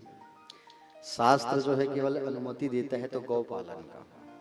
हम कुत्ता को बांध करके रखते हैं और कुत्ते को बिस्किट खिलाते हैं, अच्छे अच्छे बिस्किट खिलाते हैं, और कुत्ता को पालते हैं तो कुत्ता यही कहता है पाल ले बेटा, मुझे इस बार पाल ले, तू मुझे बांधा है, अगली बार तू कुत्ता होगा और मैं तेरा स्वामी होऊंगा। ठीक है, ये कहता है कुत्ता जो है। कुत्ता और बिल्ली जो है, आपको बता दो मैं, आपको आशीर्वाद नहीं देते। आशीर्वाद अगर कोई देती है तो वो है गौ माता। गौ माता जिसके घर में होती है उनका घर धन धान्य से भरा हुआ होता है। इसलिए गौ माता का पालन करो, कुत्ते का नहीं। समझ रहे हो ना? अचानक मुझे याद आया कथा में, मैं हर जगह टोकता हूँ, यही की बात नहीं, हर जगह यही कहता हूँ मैं कि जिनको घर के बाहर होना चाहिए उनको घर के बाहर रखो आप, और जिनको घर के अंदर होना चाहिए उसे अंदर रखो। कुत्ता का अधिकार मुख्य दरवाजे के बाहर देहली में होना चाहिए, और गौ का अधिकार घर के अंदर है। इसलिए गौ माता का पालन करो। वैसे गाय की पालन आप लोग कितने लोग करते हो? जरा हाथ तो उठाओ, रायपुर वाले, टिगरापारा वाले। 1 2 3 4 5 6 7 8 9 इतने लोग बैठे हैं यहाँ, कम से कम 500 व्यक्ति बैठे हैं, 500 भक्त बैठे होंगे। लेकिन उसमें से आप लोग जो है गौ पालन नहीं करते, अच्छी बात नहीं है। गौ माता का पालन सबको करना चाहिए, गौ पे सबका अधिकार है, ठीक है? जिस घर में गौ माता होती है वहाँ लक्ष्मी का सदैव वास होता है। जिस घर में गौ माता होती है, जो लोग गौ माता की सेवा करते हैं वो लोग कभी बीमार नहीं पड़ते, याद रखना। कोरोना के समय ऐसे हमारे पचपड़ी नाका में एक साहू है भैया, गौ के गोबर को उठाते थे, गौ के पेशाब को रोज उठाते थे, साफ करते थे, उनको कोरोना नहीं हुआ। जबकि वो पैसे से डॉक्टर हैं, बताओ, सेवा करने जाते थे पेशेंट लोग। अब गौ माता की सेवा की जाएगी, उनको कोविड नहीं हुआ। ये प्रमाण है गौ माता का। गौ माता जिस स्थान में खड़ी हुई होती है, वहां तुम बोर कराओगे ना, पानी नहीं मिल रहा है, चेक करा के थक गए तुम, वहां अगर पानी जो है मात्रा कम है, तो जिस स्थान में गौ माता बंधी हुई होती है, वहीं पे आप अगर बोर कर दोगे, बोर की खुदाई, तो पानी आपको 200 फीट में मिल जाएगा।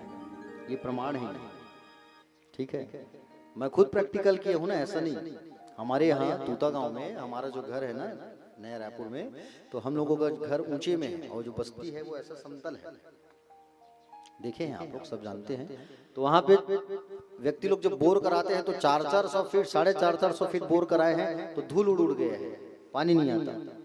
अब हम विचार किए हमको भी बोर कराना था। ये कोविड के लगने के ठीक पहले ही मैंने बोर कराया था 2020 में अपने घर पे। तो अब मैं विचार किया, भैया सामने वाला बोर कराया है, धूल उड़ गया है, क्या करें हम। हमने विचार किया कि हमारी जहाँ गौ माता रहती है, हम जहाँ गौ माता को बांधते हैं, वही स्थान में बोर कराएंगे। और उसी स्थान में मैंने बोर करवाया। 200 फीट में वाकई में पानी मिल गया, और भरे गर्मी में भी पानी बिल्कुल निकलता है, कभी पानी का स्रोत कम नहीं हुआ। ये प्रमाण है। तो निवेदन है, गौ माता का ही पालन करो आप, खूब फायदा है गौ माता से, ठीक है प्यारे भक्तजन। तो पार्वती मैया जो है हल्दी, हाँ हल्दी के बारे में मैं बता रहा था। हल्दी जो होता है, हल्दी पानी को आप अगर रोज पिएंगे, प्रातः काल कुनकुने पानी में हल्दी, और उसमें अगर आप रुद्राक्ष को डाल करके रखेंगे, ठीक है, रुद्राक्ष को डाल करके हल्दी पानी आप पियोगे, तो कभी जिंदगी में आपको पैरालाइसिस नहीं होगा। रोज पियो आप। और जिनको पैरालाइसिस है, लकवा जिसे कहते हैं, उस पेशेंट को तो आप रोज रात भर रुद्राक्ष को डुबा के रखो, एक चुटकी हल्दी उसमें डालो, प्रातः काल खाली पेट उस पानी को पिलाओ उसको आप, वो पैरालाइसिस वाला व्यक्ति बिल्कुल ठीक हो जाएगा। ये रुद्राक्ष का प्रमाण है, समझ रहे हो ना। क्योंकि रुद्राक्ष भगवान शिव के आंखों के आंसू से उत्पन्न है। हल्दी का बड़ा महत्व है। और हल्दी को पार्वती मैया अपने शरीर में लगाई, और उसी हल्दी के उबटन से उसने एक बालक को उत्पन्न किया, और उस बालक को कहा, बालक तुम्हारा कार्य रहेगा द्वार पर खड़े होकर के हमारी चौकीदारी करना, कोई प्रवेश न करे, हम स्नान कर रहे हैं। पार्वती मैया स्नान करने लगी। उसी समय शंकर जी वहां पधारे। बालक रोक लिया, तुम अंदर नहीं जा सकते। बोले तुम कौन हो? बोले मैं पार्वती का बेटा हूं। तो मैं पार्वती का पति हूं, जाने दो। तुम पति हो तो मैं पुत्र हूं, मैं नहीं जाने दूंगा। गुस्से में आ गए, बार बार बोलने लगे। उतने में शंकर जी ने क्रोध किया, तो भगवान गणेश ने एक डंडा जमा दिया। क्रोधम कृत्वा तो विप्र दंडे नादात यत् पुनः, एक डंडा भगवान शिव के सिर में मार दिया गणेश जी ने। शिव जी वापस चले आए, बच्चा है, बच्चा से क्या युद्ध करूं मैं। नंदी को भेजा, गणों को भेजा, पता लगाओ ये बालक कौन है, बड़ा उद्दंड है, मुझे अंदर जाने नहीं दिया। शिव के गण आए, पूछे तुम कौन हो, कहां से आए हो, यदि जीना चाहते हो तो यहाँ से बाहर चले जाओ। गणेश जी कहे आप लोग कौन हो, अंदर क्यों जाना चाहते हो, आप लोग को जीना है कि नहीं जीना है, आप लोगों को जीना है तो वापस चले जाओ, ये तो मुझसे नहीं बच पाओगे। शिव के गण और भगवान गणेश के बीच में युद्ध होने लगा। सबको मार मार के भगा दिए। अंततः ब्रह्मा जी भी आए युद्ध करने के लिए, और ब्रह्मा जी जब आए तो गणेश जी ने ब्रह्मा की दाढ़ी को जोर से पकड़ लिया। ब्रह्मा जी तो भाग गए वहां से, है ना। भगवान विष्णु ने महादेव से कहा, प्रभु इस बालक के विरुद्ध हम सबके हथियार काम करना बंद कर दिए हैं, और आपको ही कुछ करना होगा। तब स्वयं भगवान शंकर आए, और भगवान शंकर के साथ जब युद्ध होने लगा, माँ पार्वती को ये बात मालूम चल गया। तो माँ पार्वती अपनी सखियों को, माँ पार्वती को गुस्सा आया, और कराली, कुब्जा, लम्ब शीर्षा, खंजा, ये अपनी दासियों को भेजी है, और शिव के साथ ये सब युद्ध करने लगे। अंततः भगवान शंभु अपने अमोघ त्रिशूल से उस बालक के सिर को काट दिया, बालक मर गया। माँ पार्वती को ये बात मालूम चला, माँ पार्वती को बड़ा क्रोध आया, और माँ पार्वती गुस्से में आकर के संपूर्ण संसार के वायु अपने अंदर ग्रहण कर ली कि मैं संसार वालों को जीने नहीं दूंगी। अब संसार में हवा ही नहीं रहा। 2 मिनट अगर आप अपने नाक और मुंह को बंद कर लोगे, ऑक्सीजन आपको नहीं मिलेगा, तो आप क्या जी पाओगे।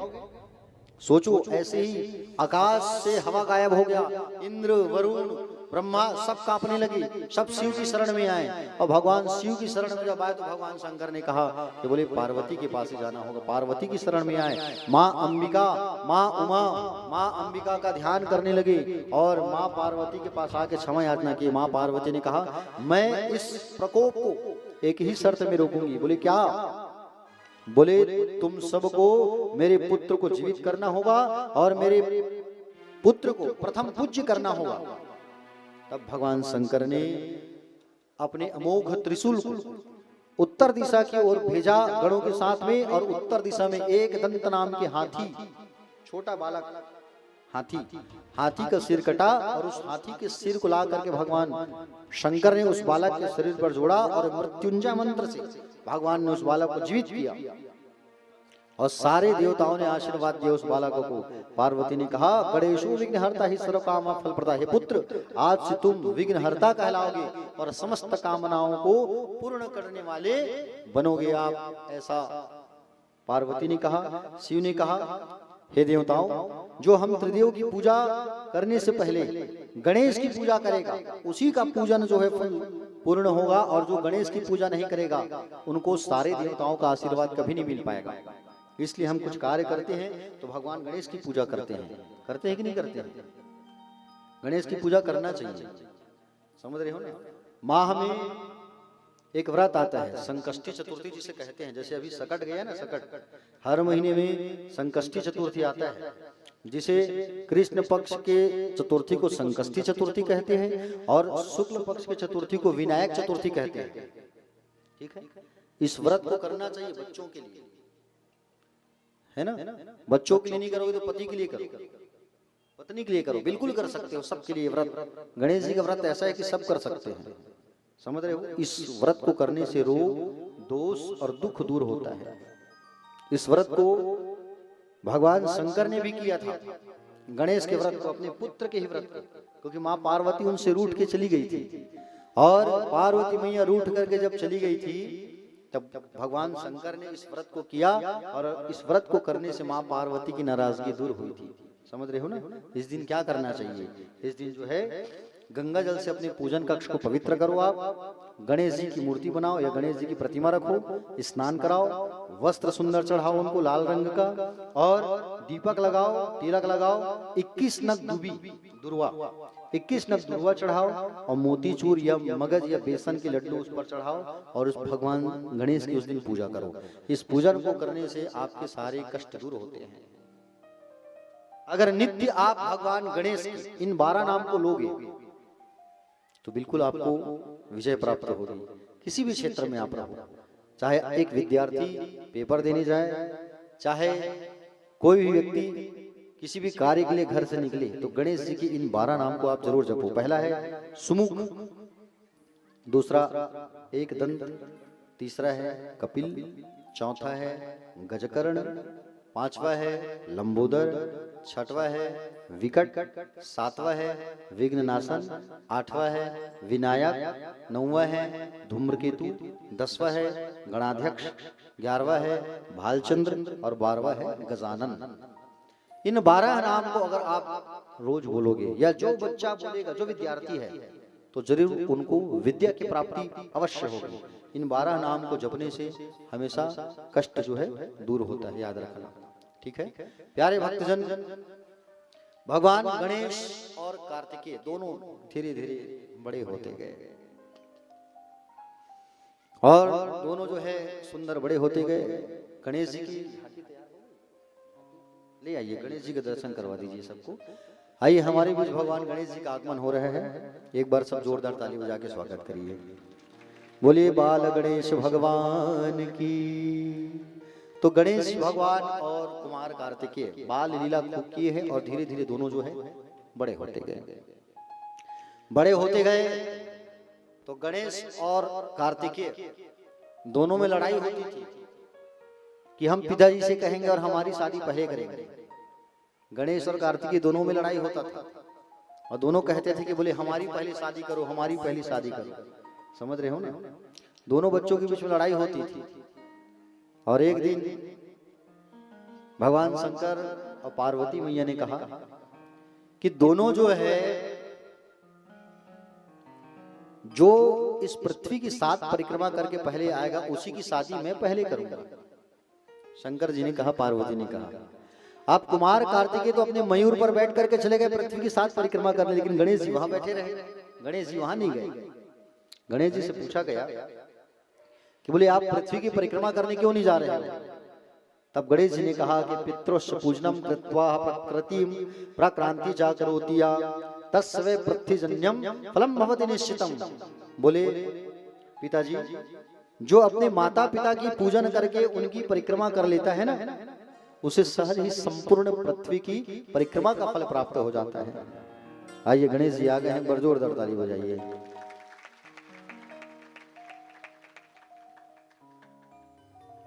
जो अपने माता पिता की सहज ही परिक्रमा कर लेता है उसे क्या प्राप्त हो जाता है? उसे सहज ही पृथ्वी की संपूर्ण परिक्रमा करने का फल प्राप्त हो जाता है। तो कार्तिकेय जी तो चले गए, कार्तिकेय जी चले गए और गणेश जी वहां बैठे रहे और अपने माता पिता की 7 बार परिक्रमा की।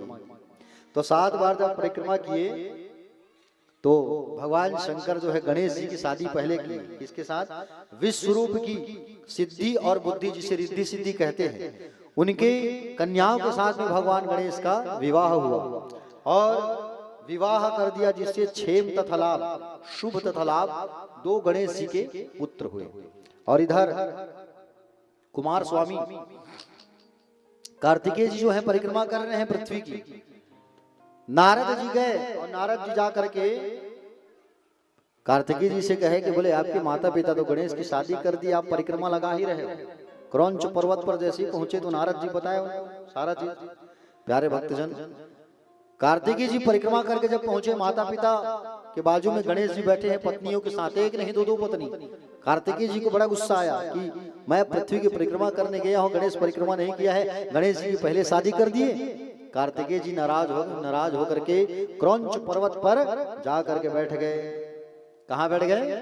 क्रौंच नाम के पर्वत पर। पुत्र के वियोग में दुखी होने से माँ पार्वती और भगवान शिव हर महीना उनसे मिलने जाते हैं। अमावस्या के दिन भगवान शंकर मिलने जाते थे कार्तिकेय से, और पूर्णिमा के दिन कौन जाती थी? माँ भगवती पार्वती। उसी स्थान पर भगवान क्रौंच पर्वत पर स्वयं वहां भगवान का एक ज्योतिर्लिंग स्थापित हो गया, जिनका नाम पड़ा मल्लिकार्जुन। क्या नाम पड़ा? नाम सुने हो ना मल्लिकार्जुन का, साउथ में है मल्लिकार्जुन। भगवान शिव के 12 ज्योतिर्लिंग में से एक ज्योतिर्लिंग मल्लिकार्जुन भी है। ठीक है, वहां कार्तिकेय जी का वास है और वहां आज भी मल्लिकार्जुन में सुंदर कौन जाते हैं? मल्लिकार्जुन में आज भी अमावस्या के दिन शंकर जी जाते हैं अपने बेटे से मिलने, और पूर्णिमा के दिन जाते हैं कौन? माँ भगवती पराम्बा। समझ रहे हो ना?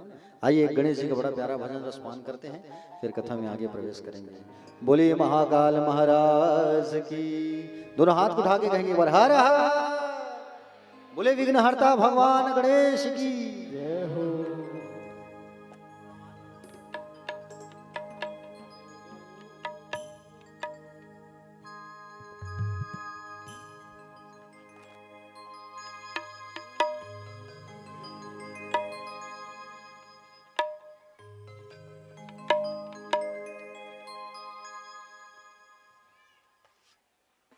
और हमारे बीच शिव जी और कार्तिकेय भी आ रहे हैं, बड़ जोरदार ताली बजाइए। पार्वती मैया भी आ रही है, बड़ी बढ़िया सुंदर। अशोक सुंदरी भी आ रही है साथ में, भगवान शिव की पुत्री। आइए।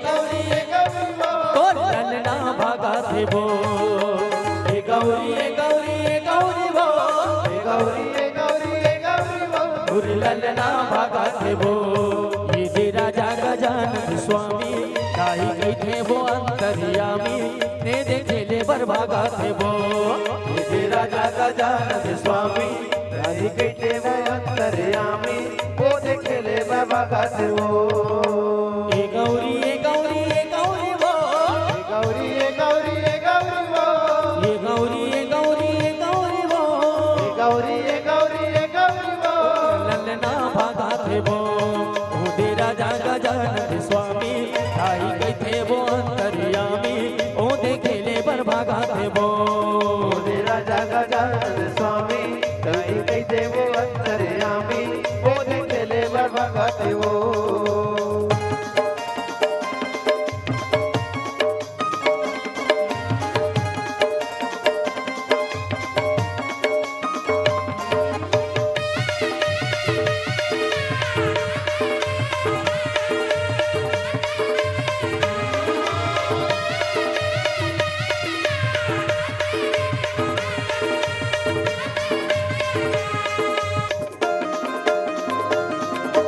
सबले पहले ये ला मनाते तीन लोग के देवता हे दाई तीन लोक के देवता हे दाई तीन लोक के देवता सिद्ध विनायक गणपति राजा सबके पाथे देवता दाई सबके पाते देवता दाई सबके पाते देवता ये गौरी ये गौरी ये गौरी वो गौरी हे गौरी हे गौरी वो सबके मनला भावा थे वो ये गौरी ये गौरी ये गौरी वो तोर ललना भागा थे वो ये थे राजा गजानन स्वामी काई गई थे वो अंतर्यामी ओ देखे ले बर भागा थे वो ये दे राजा गजानन स्वामी कहीं कैसे वो अंतर्यामी ये देखे ले बाबा गाते वो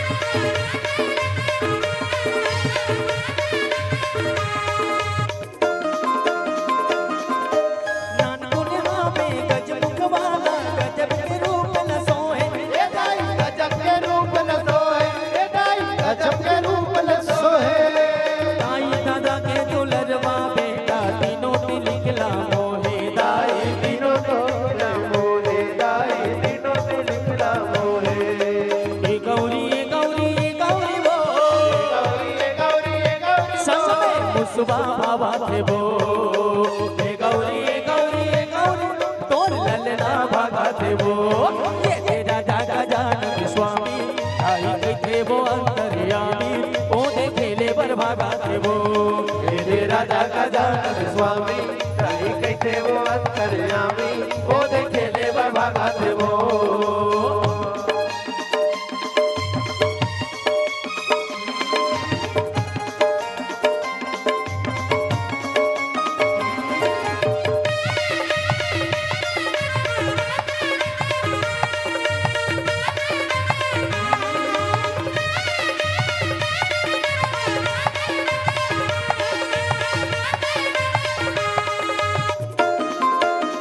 खेले खेला मैं नंदियों भेंगी खेला थे झूमर झूमर के ये दाई खेलाते झूमर झूमर के ये दाई खेलाते झूमर झूमर के ब्रह्मा विष्णु और शिव शंकर सुमरे सुमर सुमर के दाई सुमरे सुमर सुमर के दाई सुमरे सुमर सुमर के ये गौरी ये गौरी ये गौरी वो हे गौरी हे गौरी हे गौरी जब जाहिर जनाबा थे वो ये गौरी ये गौरी ये गौरी वो तोर ललना गाते वो ये राजा गजानन स्वामी आई गई थे वो अंतर्यामी ओ देखे ले बर भागा थे वो ये दे राजा गजानन स्वामी दाई कैसे वो अंतर्यामी वो देखे ले बाबा गाते वो ये थे राजा गजानन स्वामी आई गई थे वो अंतर्यामी ओ देखे ले बर भागा थे वो ये दे राजा गजानन स्वामी दाई कैसे वो अंतर्यामी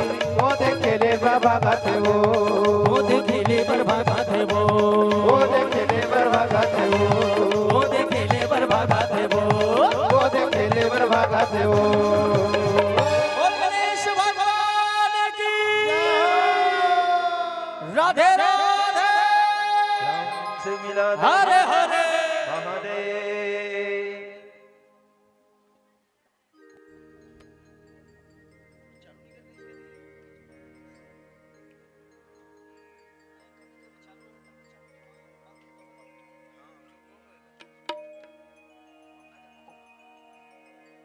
राधे जय श्री कृष्ण राधे।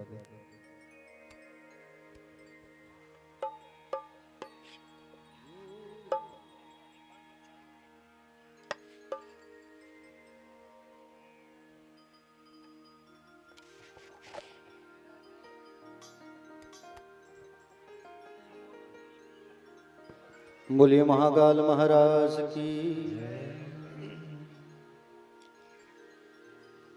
बैठ जाइए, इधर जितने खड़े हैं भक्त बैठ जाइए, बैठ जाइए, बैठ जाइए सब।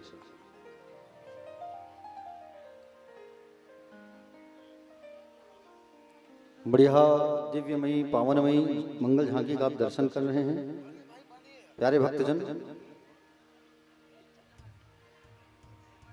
देखिए कार्तिक जी और गणेश जी के इस वृत्तांत को जो सुनता है वह सभी पापों से मुक्त हो जाता है, सभी पापों से वो छूट जाता है। जो वृत्तांत को, इस दिव्य में वृत्तांत को जो सुनता है। और भगवान गणेश की पूजन से पुत्र पौत्र आदि को यश की प्राप्ति होती है। भगवान गणेश तो ऐसे देव हैं प्यारे हैं जिनका पूजा सबको करना चाहिए। मुख्य द्वार के ऊपर भगवान गणेश की प्रतिमा जरूर लगाना चाहिए। मुख्य द्वार के ऊपर गणेश की प्रतिमा जरूर लगाना चाहिए। क्यों? क्योंकि घर में जो विघ्न आने वाला होता है वो विघ्न जो है भगवान गणेश की दर्शन करके, गणेश की तस्वीर को देख करके वो विघ्न वापस लौट जाता है। इसलिए घर पर क्या लगाना चाहिए? जोर से बोलो। गणेश जी की प्रतिमा लगाना चाहिए। प्यारे भक्तजन, जिस बालकों की विद्या कम है वो बालक अगर प्रत्येक बुधवार को भगवान गणेश पर दूबी की माला, कौन सी माला? दुर्वा की माला बना करके जो पहनाता है भगवान गणेश को, उसे विद्या की प्राप्ति होती है। और जो दुर्वा को भगवान शिव पर चढ़ाते हैं तो उससे आयु भी लंबी होती है। इतना याद रखना, ठीक है? क्या होती है? आयु भी लंबी होती है। इसलिए भगवान गणेश की पूजन सबको करना चाहिए।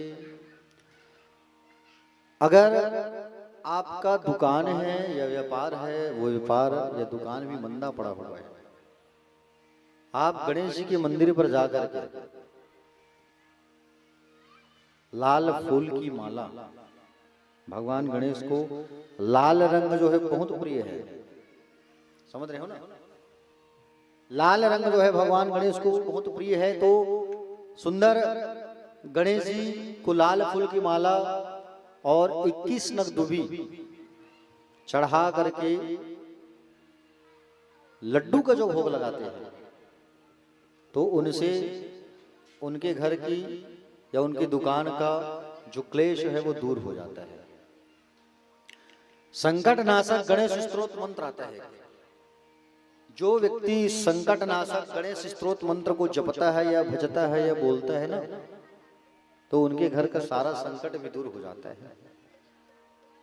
गणेश जी का पाठ पूजन करना चाहिए, करवाना चाहिए। आज गणेश जी की प्रतिमा आप रखते हो गणेश चतुर्थी में, भादों में, तो गणेश जी की प्रतिमा आप रखते हो ना, तो नियमों का ध्यान रखा करो आप। नियम क्या? नियम आप गणेश जी की मूर्ति रखते हो अपने घर पर या चौक चौराहे पर, तो आज देखने को मिलता है गणेश जी की जो मूर्ति होती है वो पितृपक्ष तक रखा हुआ होता है। लोग पितृपक्ष में गणेश जी की मूर्ति ठंडा करने जाते हैं, झांकी निकालना है, जुलूस निकालना है करके गणेश जी की मूर्ति पंडाल में रखते रहते हैं। और पितृपक्ष जब लगता है तो पितृपक्ष में क्या करते हैं, उसको विसर्जन करते हैं। पितृपक्ष के दिन ही तो झांकी निकलते हैं ना। गणेश जी की प्रतिमा आप रख देते हो पंडाल में और हिंदी गाने चलाते हो, पॉप म्यूजिक चलाते हो, ये गलत बात है। समझ रहे हो ना? आप जो है पॉप म्यूजिक चलाते हो और गणेश पंडाल में बैठ करके लोगों को मैंने देखा ताश भी खेलते रहते हैं। तो ये नहीं करना चाहिए, ये गलत है।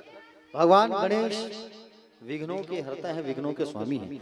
और अगर हम भगवान गणेश के लिए ऐसा करें तो ये अनुचित कार्य है, ऐसा नहीं करना चाहिए। समझ रहे हो ना?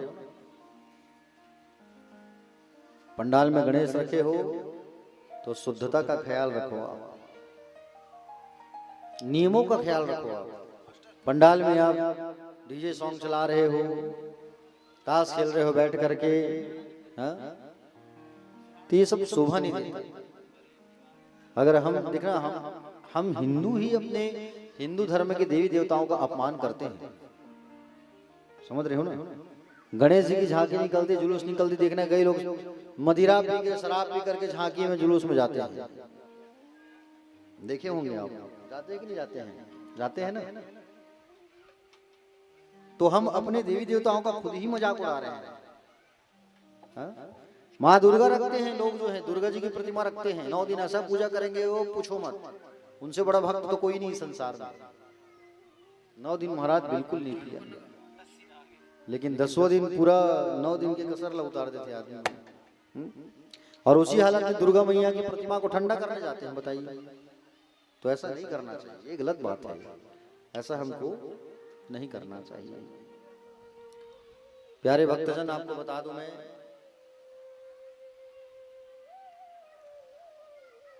देखो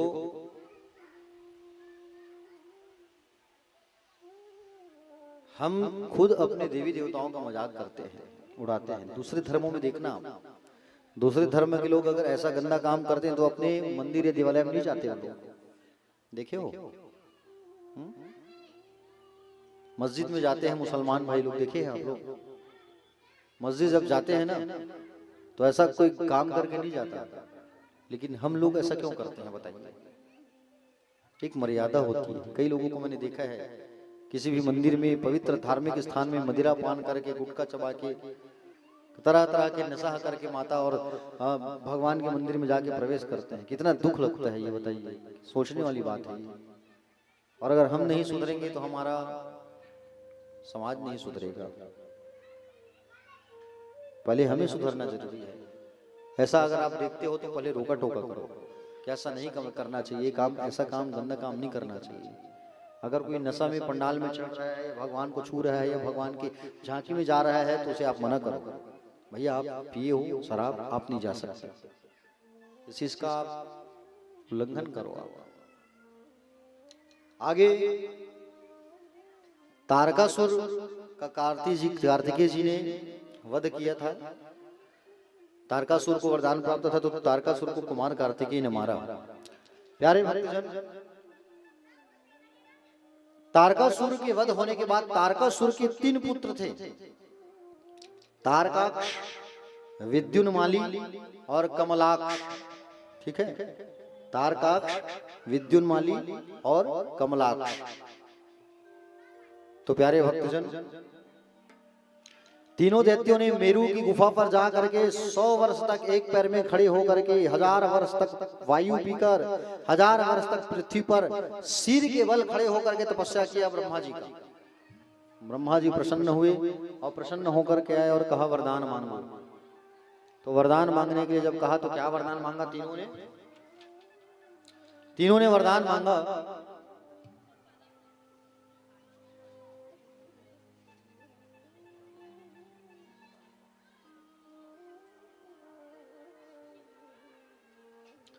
तो तारकासुर नाम के जो दैत्य थे उनके 3 पुत्र हुए। कितने पुत्र हुए? 3। एक का नाम था तारकाक्ष, एक का नाम था कमलाक्ष और एक का नाम था विद्युन्माली। ये तीनों ने तपस्या करके ब्रह्मा जी को प्रसन्न कर लिया। अब ब्रह्मा जी को प्रसन्न करने के बाद ब्रह्मा जी से वरदान मांगा कि प्रभु हम तीनों भाइयों के लिए ऐसे नगर का निर्माण करो जिस नगर पर कोई पहुंच ना सके और हमें कोई मार ना सके, उस नगर को कोई भेद ना सके। और जिस दिन वो नगर भेदा जाएगा, एक मुहूर्त में भेदा जाएगा, उसी दिन हम सबकी मृत्यु हो, ऐसा वरदान दो।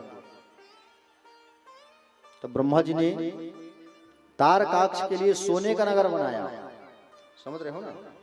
उसके ऊपर कमलाक्ष के लिए चांदी का नगर और उसके ऊपर लोहे का नगर बनाया तीनों भाई के लिए।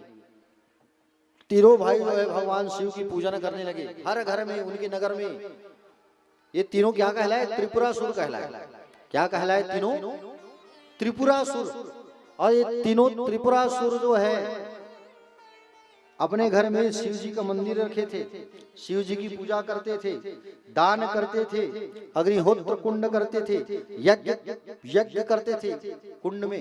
धर्मात्मा थे तीनों। राक्षस मतलब राक्षस थे, लेकिन धर्म अर्जित कर लिए थे, जिसके कारण इनके धर्म के कारण, कार्य के कारण तीनों लोगों में अग्नि की ताप बढ़ने लगी। इंद्र को जलन हो गया, इंद्र डर गया कहीं तीनों जो है मेरे इंद्रलोक में कब्जा ना कर ले।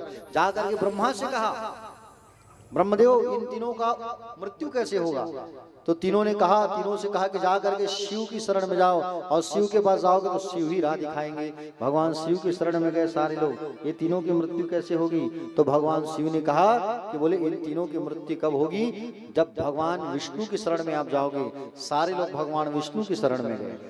विष्णु ने कहा ये लोग धर्म का कार्य कर रहे हैं, और जब तक धर्म का कार्य करते रहेंगे तब तक इन तीनों को मारना असंभव है। इन तीनों को मारना क्या है? असंभव है। इन तीनों को पहले पथ से अलग करना होगा। उसी समय भगवान विष्णु ने अपने यज्ञ पुरुष की आराधना किया, और उसी समय भगवान विष्णु ने अपने ही शरीर से एक मायावी पुरुष को जन्म दिया। मायावी पुरुष का जन्म हुआ, मुनि को जन्म दिया। सिर जो है मुड़ा हुआ था उसका, एक हाथ में झाड़ू पकड़ा था और एक हाथ में लकड़ी का पात्र लेकर के उत्पन्न हुआ। भगवान विष्णु ने इसका नाम रखा अरिहन। और भगवान ने इसे कहा कि तुम मायावी शास्त्र बनाओ, और उस शास्त्र को इन त्रिपुरासुर के नगर में जाके उन सबको पढ़ने कहो। मायावी शास्त्र को धर्म से विमुख करो ताकि इनकी मृत्यु हो। 16,000 श्लोक वाला मायावी शास्त्र बनाया मुंडी ने, मुंडी स्वामी ने, अरिहन ने। जा करके वहां मुंडी स्वामी जा करके वहां पर अपने शास्त्र का प्रचार करने लगे, लेकिन इनकी बात को कोई नहीं माना। शास्त्र की प्रसार करने लगे, लेकिन इनकी बात को किसी ने नहीं माना, किसी ने नहीं सुना, किसी ने नहीं जाना। अंततः ये मायावी वापस भगवान विष्णु के पास आया। विष्णु जी के पास जब आए तब कहे कि तुम नारद को साथ लेकर के जाओ, और नारद को साथ लेकर के जब जाओगे तो नारद जी तुम्हारा कल्याण करेंगे। नारद जी आ करके इन तीनों भाई से कहे कि बोले ये जो मायावी मुंडी स्वामी आए हैं ये हमारे गुरु जी हैं, आप सब भी इनसे दीक्षा ले लो। तीनों भाई ने विचार किया कि नारायण का जो भक्त है वो इनसे अगर दीक्षा ले लिया है तो हम भी इनसे दीक्षा ले लेते हैं। उनसे दीक्षा लिया, और तीनों भाई त्रिपुर नगर में उनसे दीक्षा लेने के बाद धर्म के विरुद्ध काम करने लगे। मुंडी स्वामी ने कहा ये देखो ये शरीर ही हमारे देवता है। 5 ज्ञानेंद्रिय, 5 कर्मेंद्रिय, मन बुद्धि सहित ये देह की ही पूजा करो। स्वर्ग और नरक जो है सब यही है, ऐसा कहने लगे। स्वर्ग और नरक जो है यही है। धर्म का प्रचार, मुंडी ने वेद के विरुद्ध धर्म का प्रचार किया, और वहां की स्त्रियों ने पतिव्रत धर्म को त्याग दिया। आकर्षण वशीकरण से अन्य पुरुषों की ओर मोहित हो गए। देव धर्म, श्राद्ध धर्म, यज्ञ सब बंद हो गया।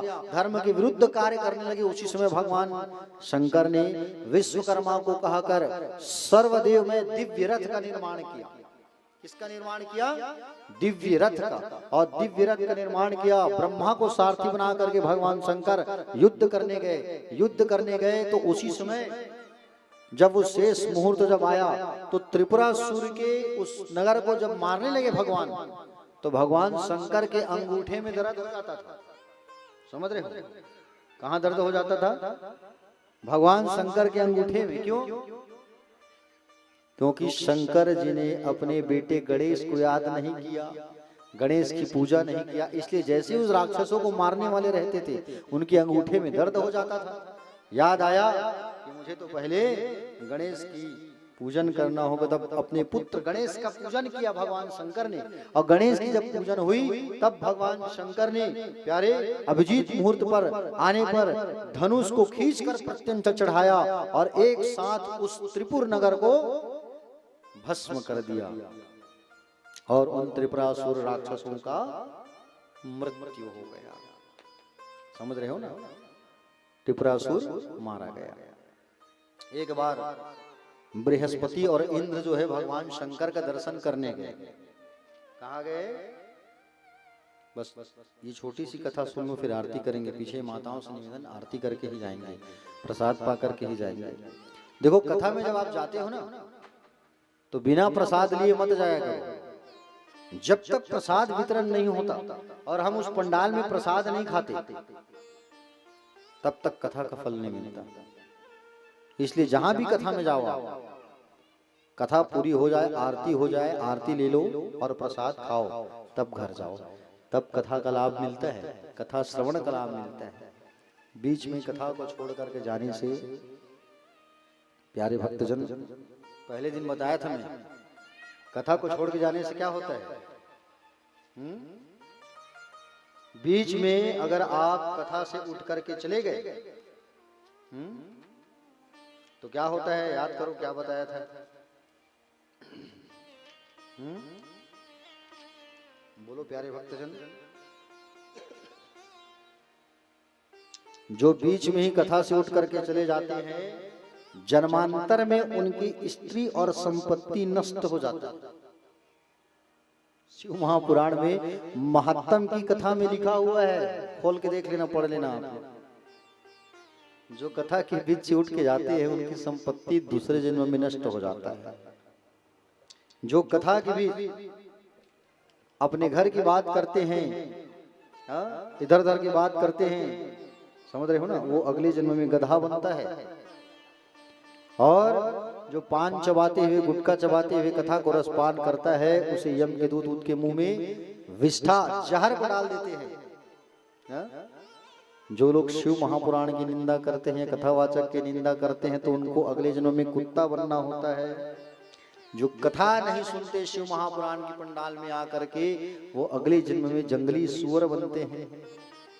इसलिए कथा से उठ के नहीं जाना चाहिए, प्रसाद खा के जाना चाहिए। प्रसाद का बड़ा महत्व होता है, समझ रहे हो ना, प्रसाद का बड़ा महत्व होता है। प्रसाद को तो मांग करके खाना चाहिए और प्रसाद का कभी त्याग नहीं करना चाहिए। प्रसाद बिल्कुल दाहिने हाथ से लेना चाहिए और अपने हिस्से का प्रसाद दूसरे को नहीं देना चाहिए। आप लोग क्या करते हो? प्रसाद लेते हो तो थोड़ा ले खा ले, ऐसा नहीं, अपने हिस्से का प्रसाद खुद खाया करो। चरणामृत जो लेते हो आप लोग, चरणामृत अपने हाथ का चरणामृत दूसरों को देते हो तो चरणामृत भी नहीं देना चाहिए। आपके हाथ में जो चरणामृत आया उसे आप ही ग्रहण करो, ठीक है। तो एक बार बृहस्पति और इंद्र जो है कहाँ गए? शंकर जी के दर्शन करने के लिए।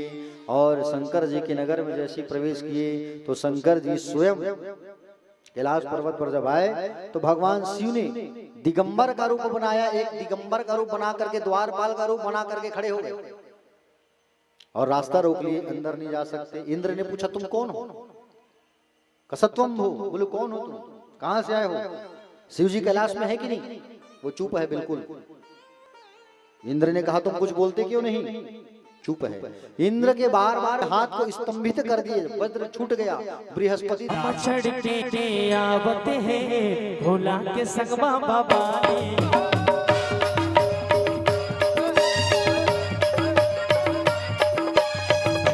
चढ़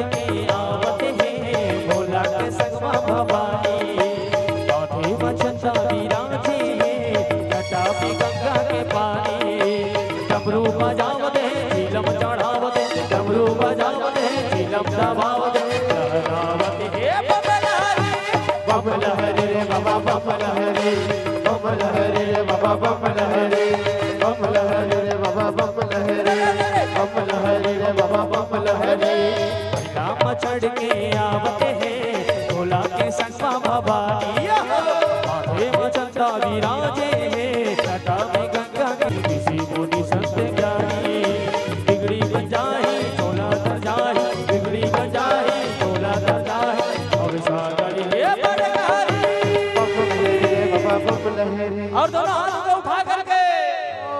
सबला निवेदन अब कहना का अरे बम लहरी हो बाबा बम लहरी रे बाबा बम लहरी रे बाबा बम लहरी रे बाबा बम लहरी रे बाबा बम लहरी रे बाबा बम लहरी रे बाबा बम लहरी रे बाबा बम लहरी। बोल भूत भावन भगवान की जय हो हरे महादेव।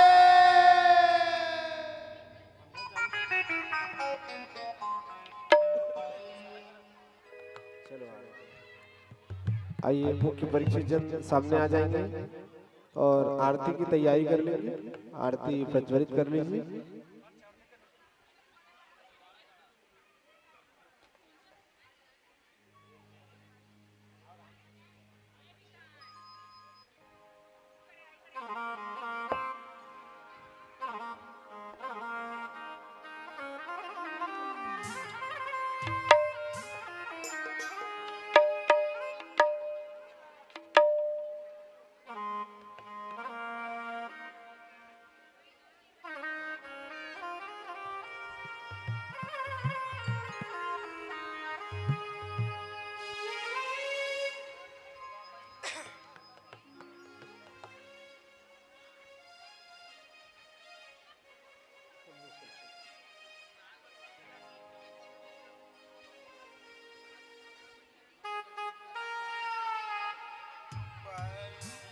चलो भाई पार्वती मैया भोलेनाथ जी लगा कहा थे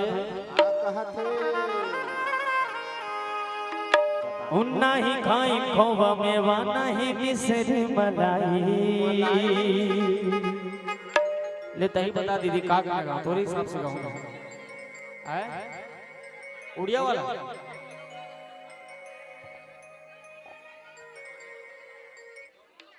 गौरी गौरा फिर मोला उतारे नहीं आए मैं भाग गया चल जी चालू कर चढ़ जावे कमल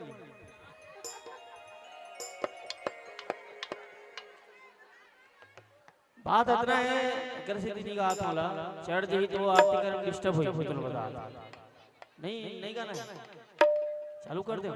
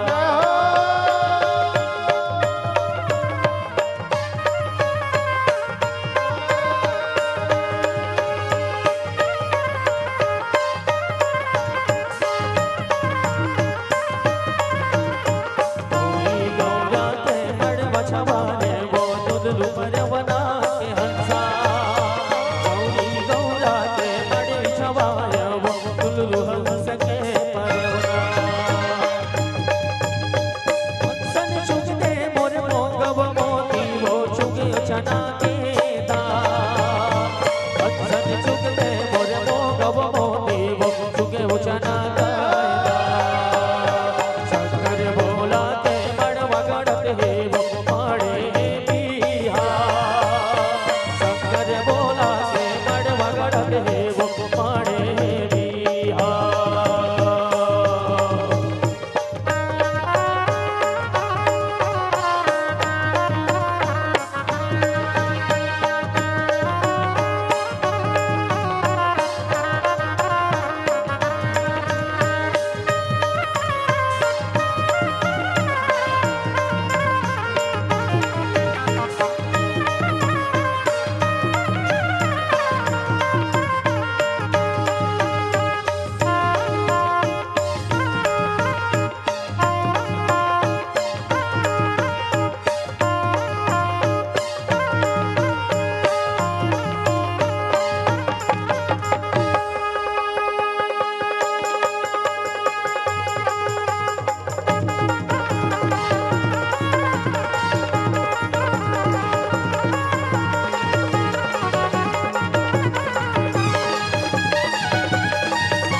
लाली लाली बरसा लाली है कमाल लाली है कमाल लाली सरे राजा तोरे बसवा लाली सरे राजा तोरे बसवा आने मोरे गड़ोली बतू से के दुआ आने मोरे गड़ोली बतू से के दुआ आने देखो सरे राजा तोरे बसवा जी हाँ वही सरे राजा तोरे बसवा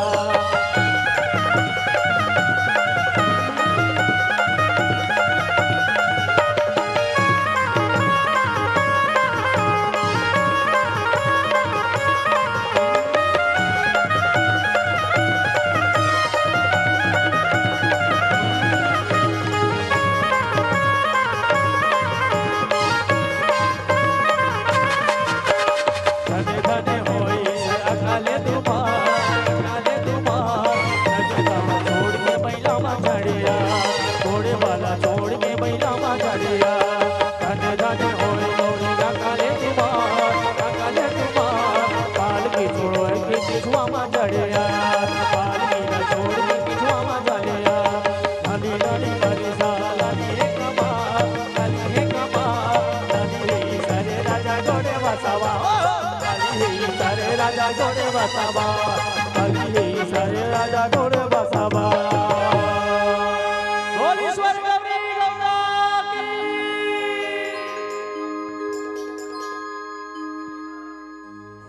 अरे रे रे रे रे रे रे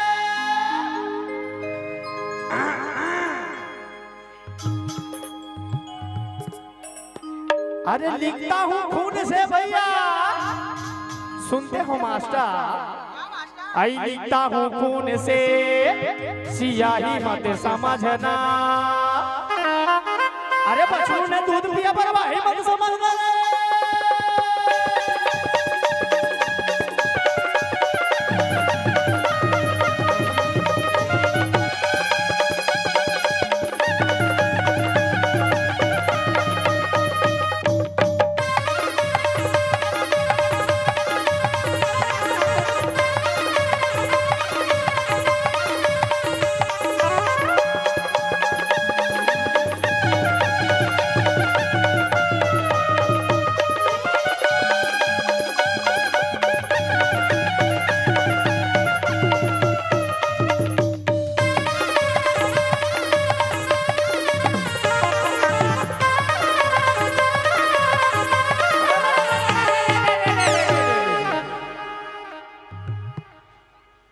अरे सरस्वती ने स्वर दिए रे संगी और ने दिए ज्ञान रे बाबा विधान धर्म दिए की रूप दिए भगवान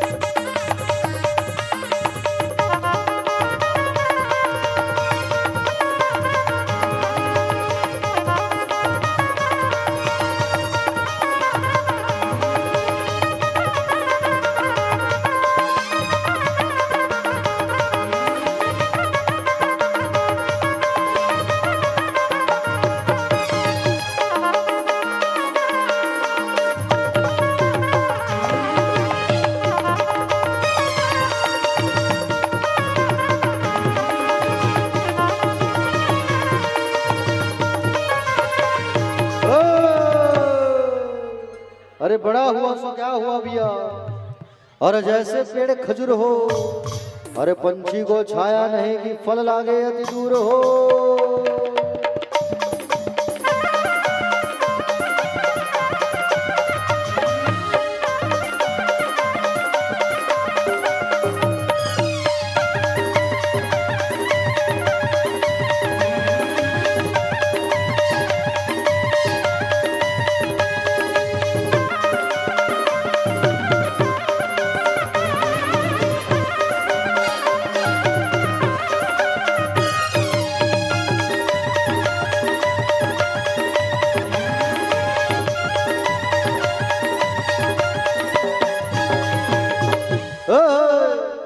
अरे चित्रकूट के घाट में भैया और भय संतन की भीड़ हो, और तुलसीदास चंदन घिसे की तिलक ले तेरा घुबीर हो।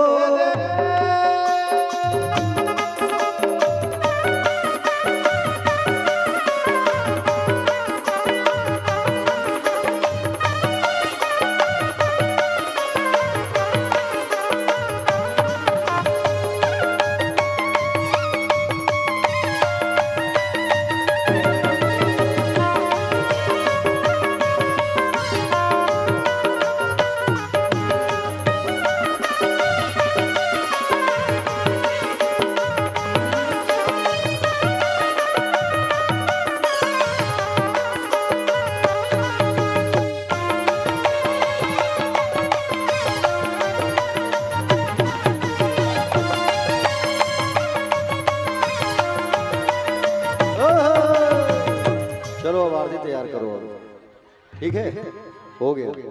चलिए आरती चलाइए।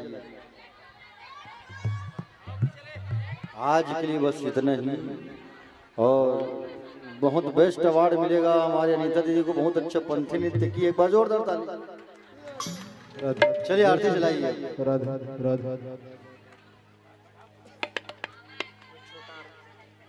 आप भगवान को बैठा दीजिए सामने।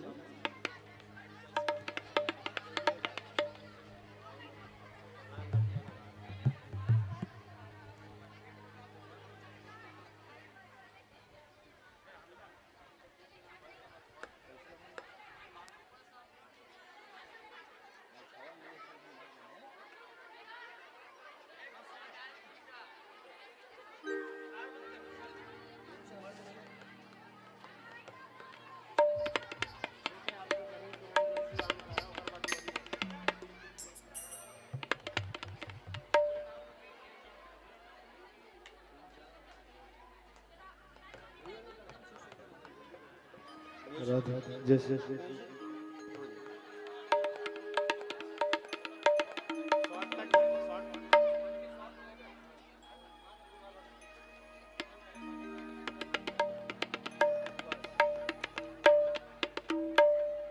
आइए सभी भक्त जो है आरती पर सम्मिलित हो जाइए। मंगलमयी पावनमयी आरती।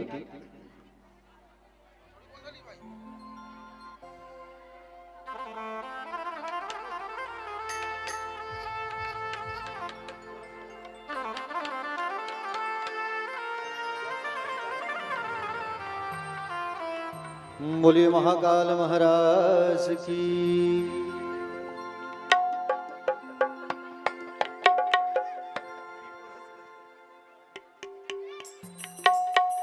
चलिए आरती जला दीजिए।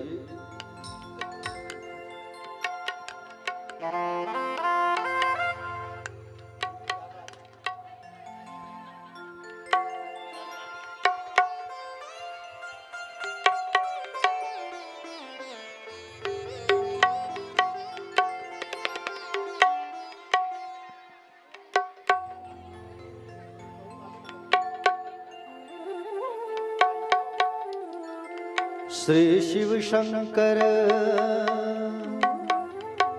भगवान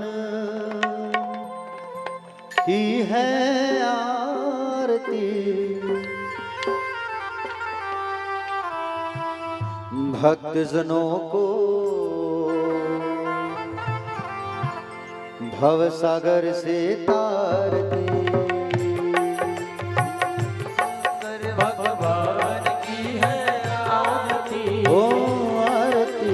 भक्त जनों को भव सागर से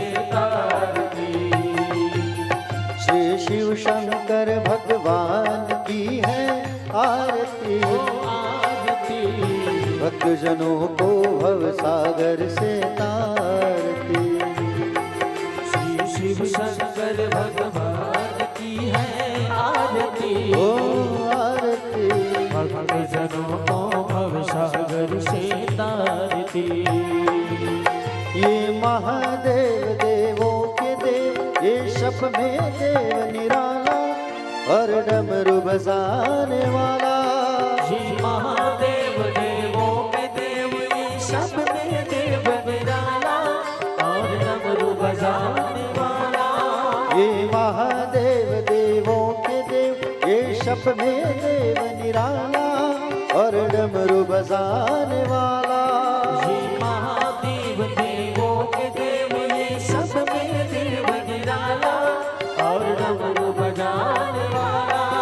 ये दुख हरता ये सुख करता, दुख हरता ये दुख हरता, ये सुख करता ये दुख हरता। सुख करता ये दुख हरता। श्री विश्वनाथ की आरती, भक्त जनों को भव सागर से तारती। श्री शिव शंकर भगवान की है आरती। ओ आरती भक्त जनों को भव सागर से तारती। ये बर्फानी और ढरदानी पर्वत में डेरा डाले, वह नाग गले में काले। जी पर पानी और बरदानी पर्वत में डेरा डाले, नाग गले में काले। ये बर्फानी और ढरदानी पर्वत में डेरा डाले, वह नाग गले में काले। जी पर पानी और बरदानी पर्वत में डेरा डाले, नाग गले में काले। शिव भंडारी शिव करतारी, शिव भंडारी शिव करतारी। शिव भंडारी शिव करतारी। शिव भंडारी शिव करतारी। ये नीलकंठ की आरती, भक्त जनों को भव सागर से तारती।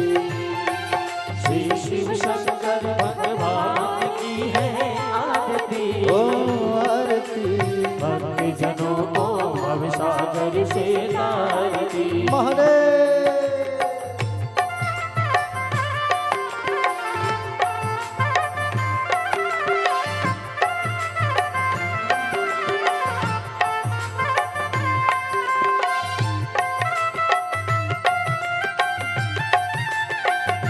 बोले श्री शिव महापुराण की जय हो।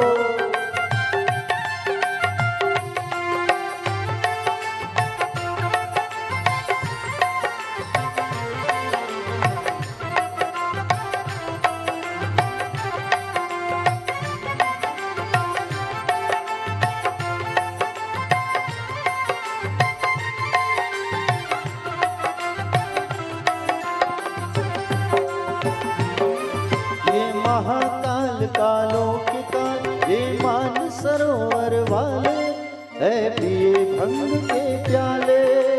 महाकाल कालों के काल, ये मान सरोवर वाले पिए भंग के प्याले।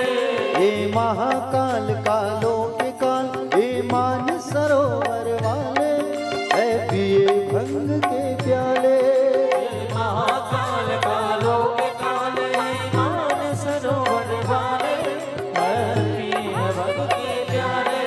कर में त्रिशूल मंदार फूल, त्रिशूल मंदार फूल, कर में त्रिशूल मंदार फूल।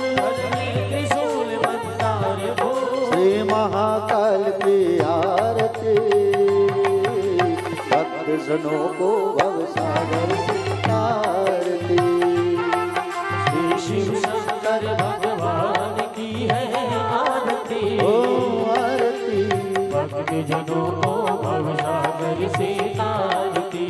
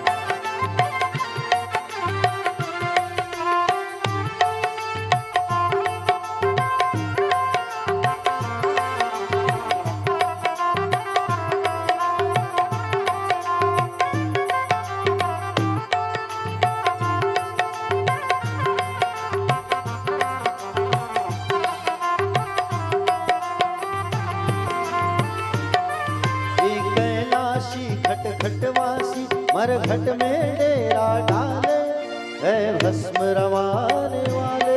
ये कैलासी घट घटवासी मरघट में डेरा डाले है भस्म रवाने वाले। ये कैलाशी घट घटवासी मरघट में डेरा डाले है भस्म रवाने वाले। ये कैलासी घट घटवासी मरघट में डेरा डाले है भस्म रवाने वाले। ये महादेव देवों के देव, महादेव देवों के देव, ये महादेव देवों के देव, महादेव देवों के देव, तांडवधारी की आरती भक्त जनों को भवसागर की आरती। शिव शिव शंकर भगवान की है आरती। ओ आरती भक्तजनों को भवसागर से तारती। भक्त जनों को भवसागर से तारती। भक्तजनों को भवसागर से तारती। भक्त जनों को भवसागर से तारती। भक्त जनों को भवसागर से तारती। हर हर। आइए माँ जगदम्बा मौली की आरती करते हैं। बोलिए जगदम्बा मैया की। सर्वमंगल मंगले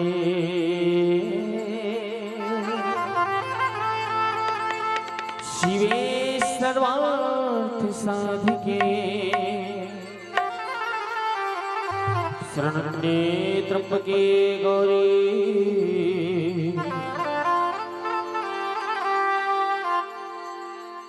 नारायणे नमस्तुते।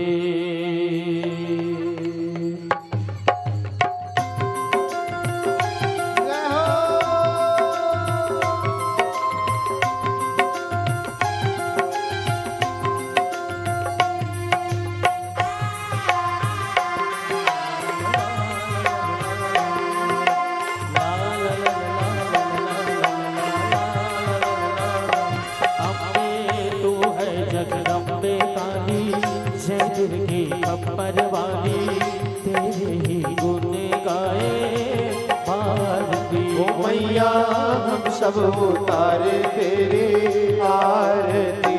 अम्बे तू है जगदम्बे काली जय दुर्गे अपर वाली तेरे ही गुण गाए भारती। ओ मैया हम सब उतारे तेरी आरती। माता तेरे भक्त जनों पर भीड़ पड़ी है भारी। भीड़ पड़ी है भारी। दानव दल पर टूट पड़ो माँ करके सिंह सवारी। करके सिंह सवारी। सौ सौ सिंहों से भी बलशाली है अष्ट भुजाओं वाली दुखियों के दुख को निवारती। ओ मैया हम सब उतारे तेरी आरती।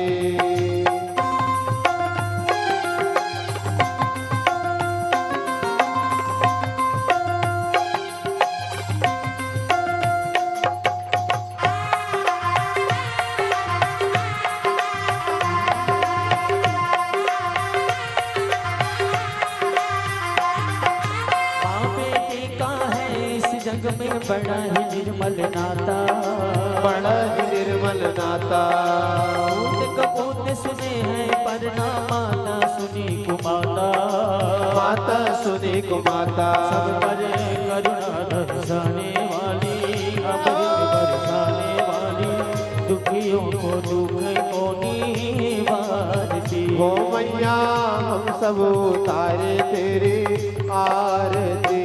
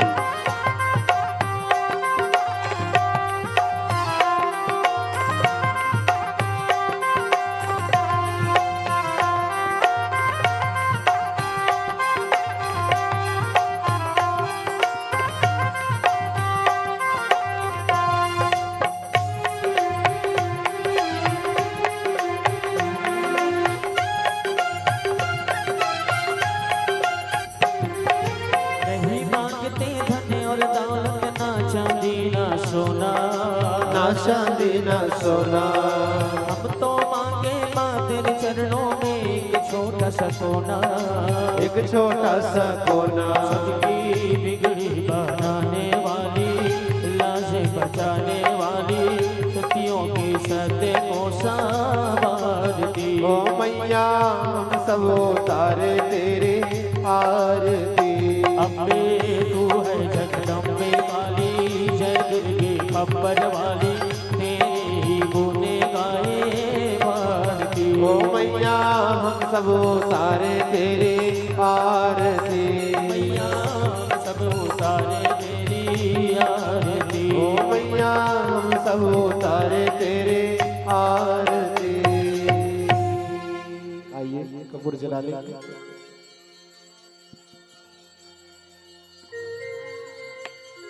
कर्पूर गौरम करुणावतारम संसारे सारम भुजगेन्द्रहारम।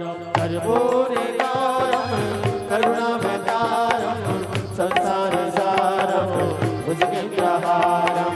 सदा वसंतं हृदयनिधे भव भवानी सहितं नमामि। मंदारमाला कुलकालकाय कपालमाला जिससे कराए। दिगंबराय च दिगंबराय नमः शिवाय च नमः शिवाय। तमेव माता च पिता तमेव, तमेव बन्धु च सखा तमेव। त्वमेव विद्या सर्वं त्वमेव, त्वमेव सर्वं मम देव देवा। हरे हरे शंभो शिवे महादेवा, हरे हरे शंभो शिवे महादेवा, हरे हरे शंभो शंभो शिवे महादेवा, हरे हरे शंभो महादेवा, हरे हरे शंभो शंभो हरे हरे महादेव। अपने प्रस्थान में अर्ध परिक्रमा करेंगे, आधा परिक्रमा कीजिएगा।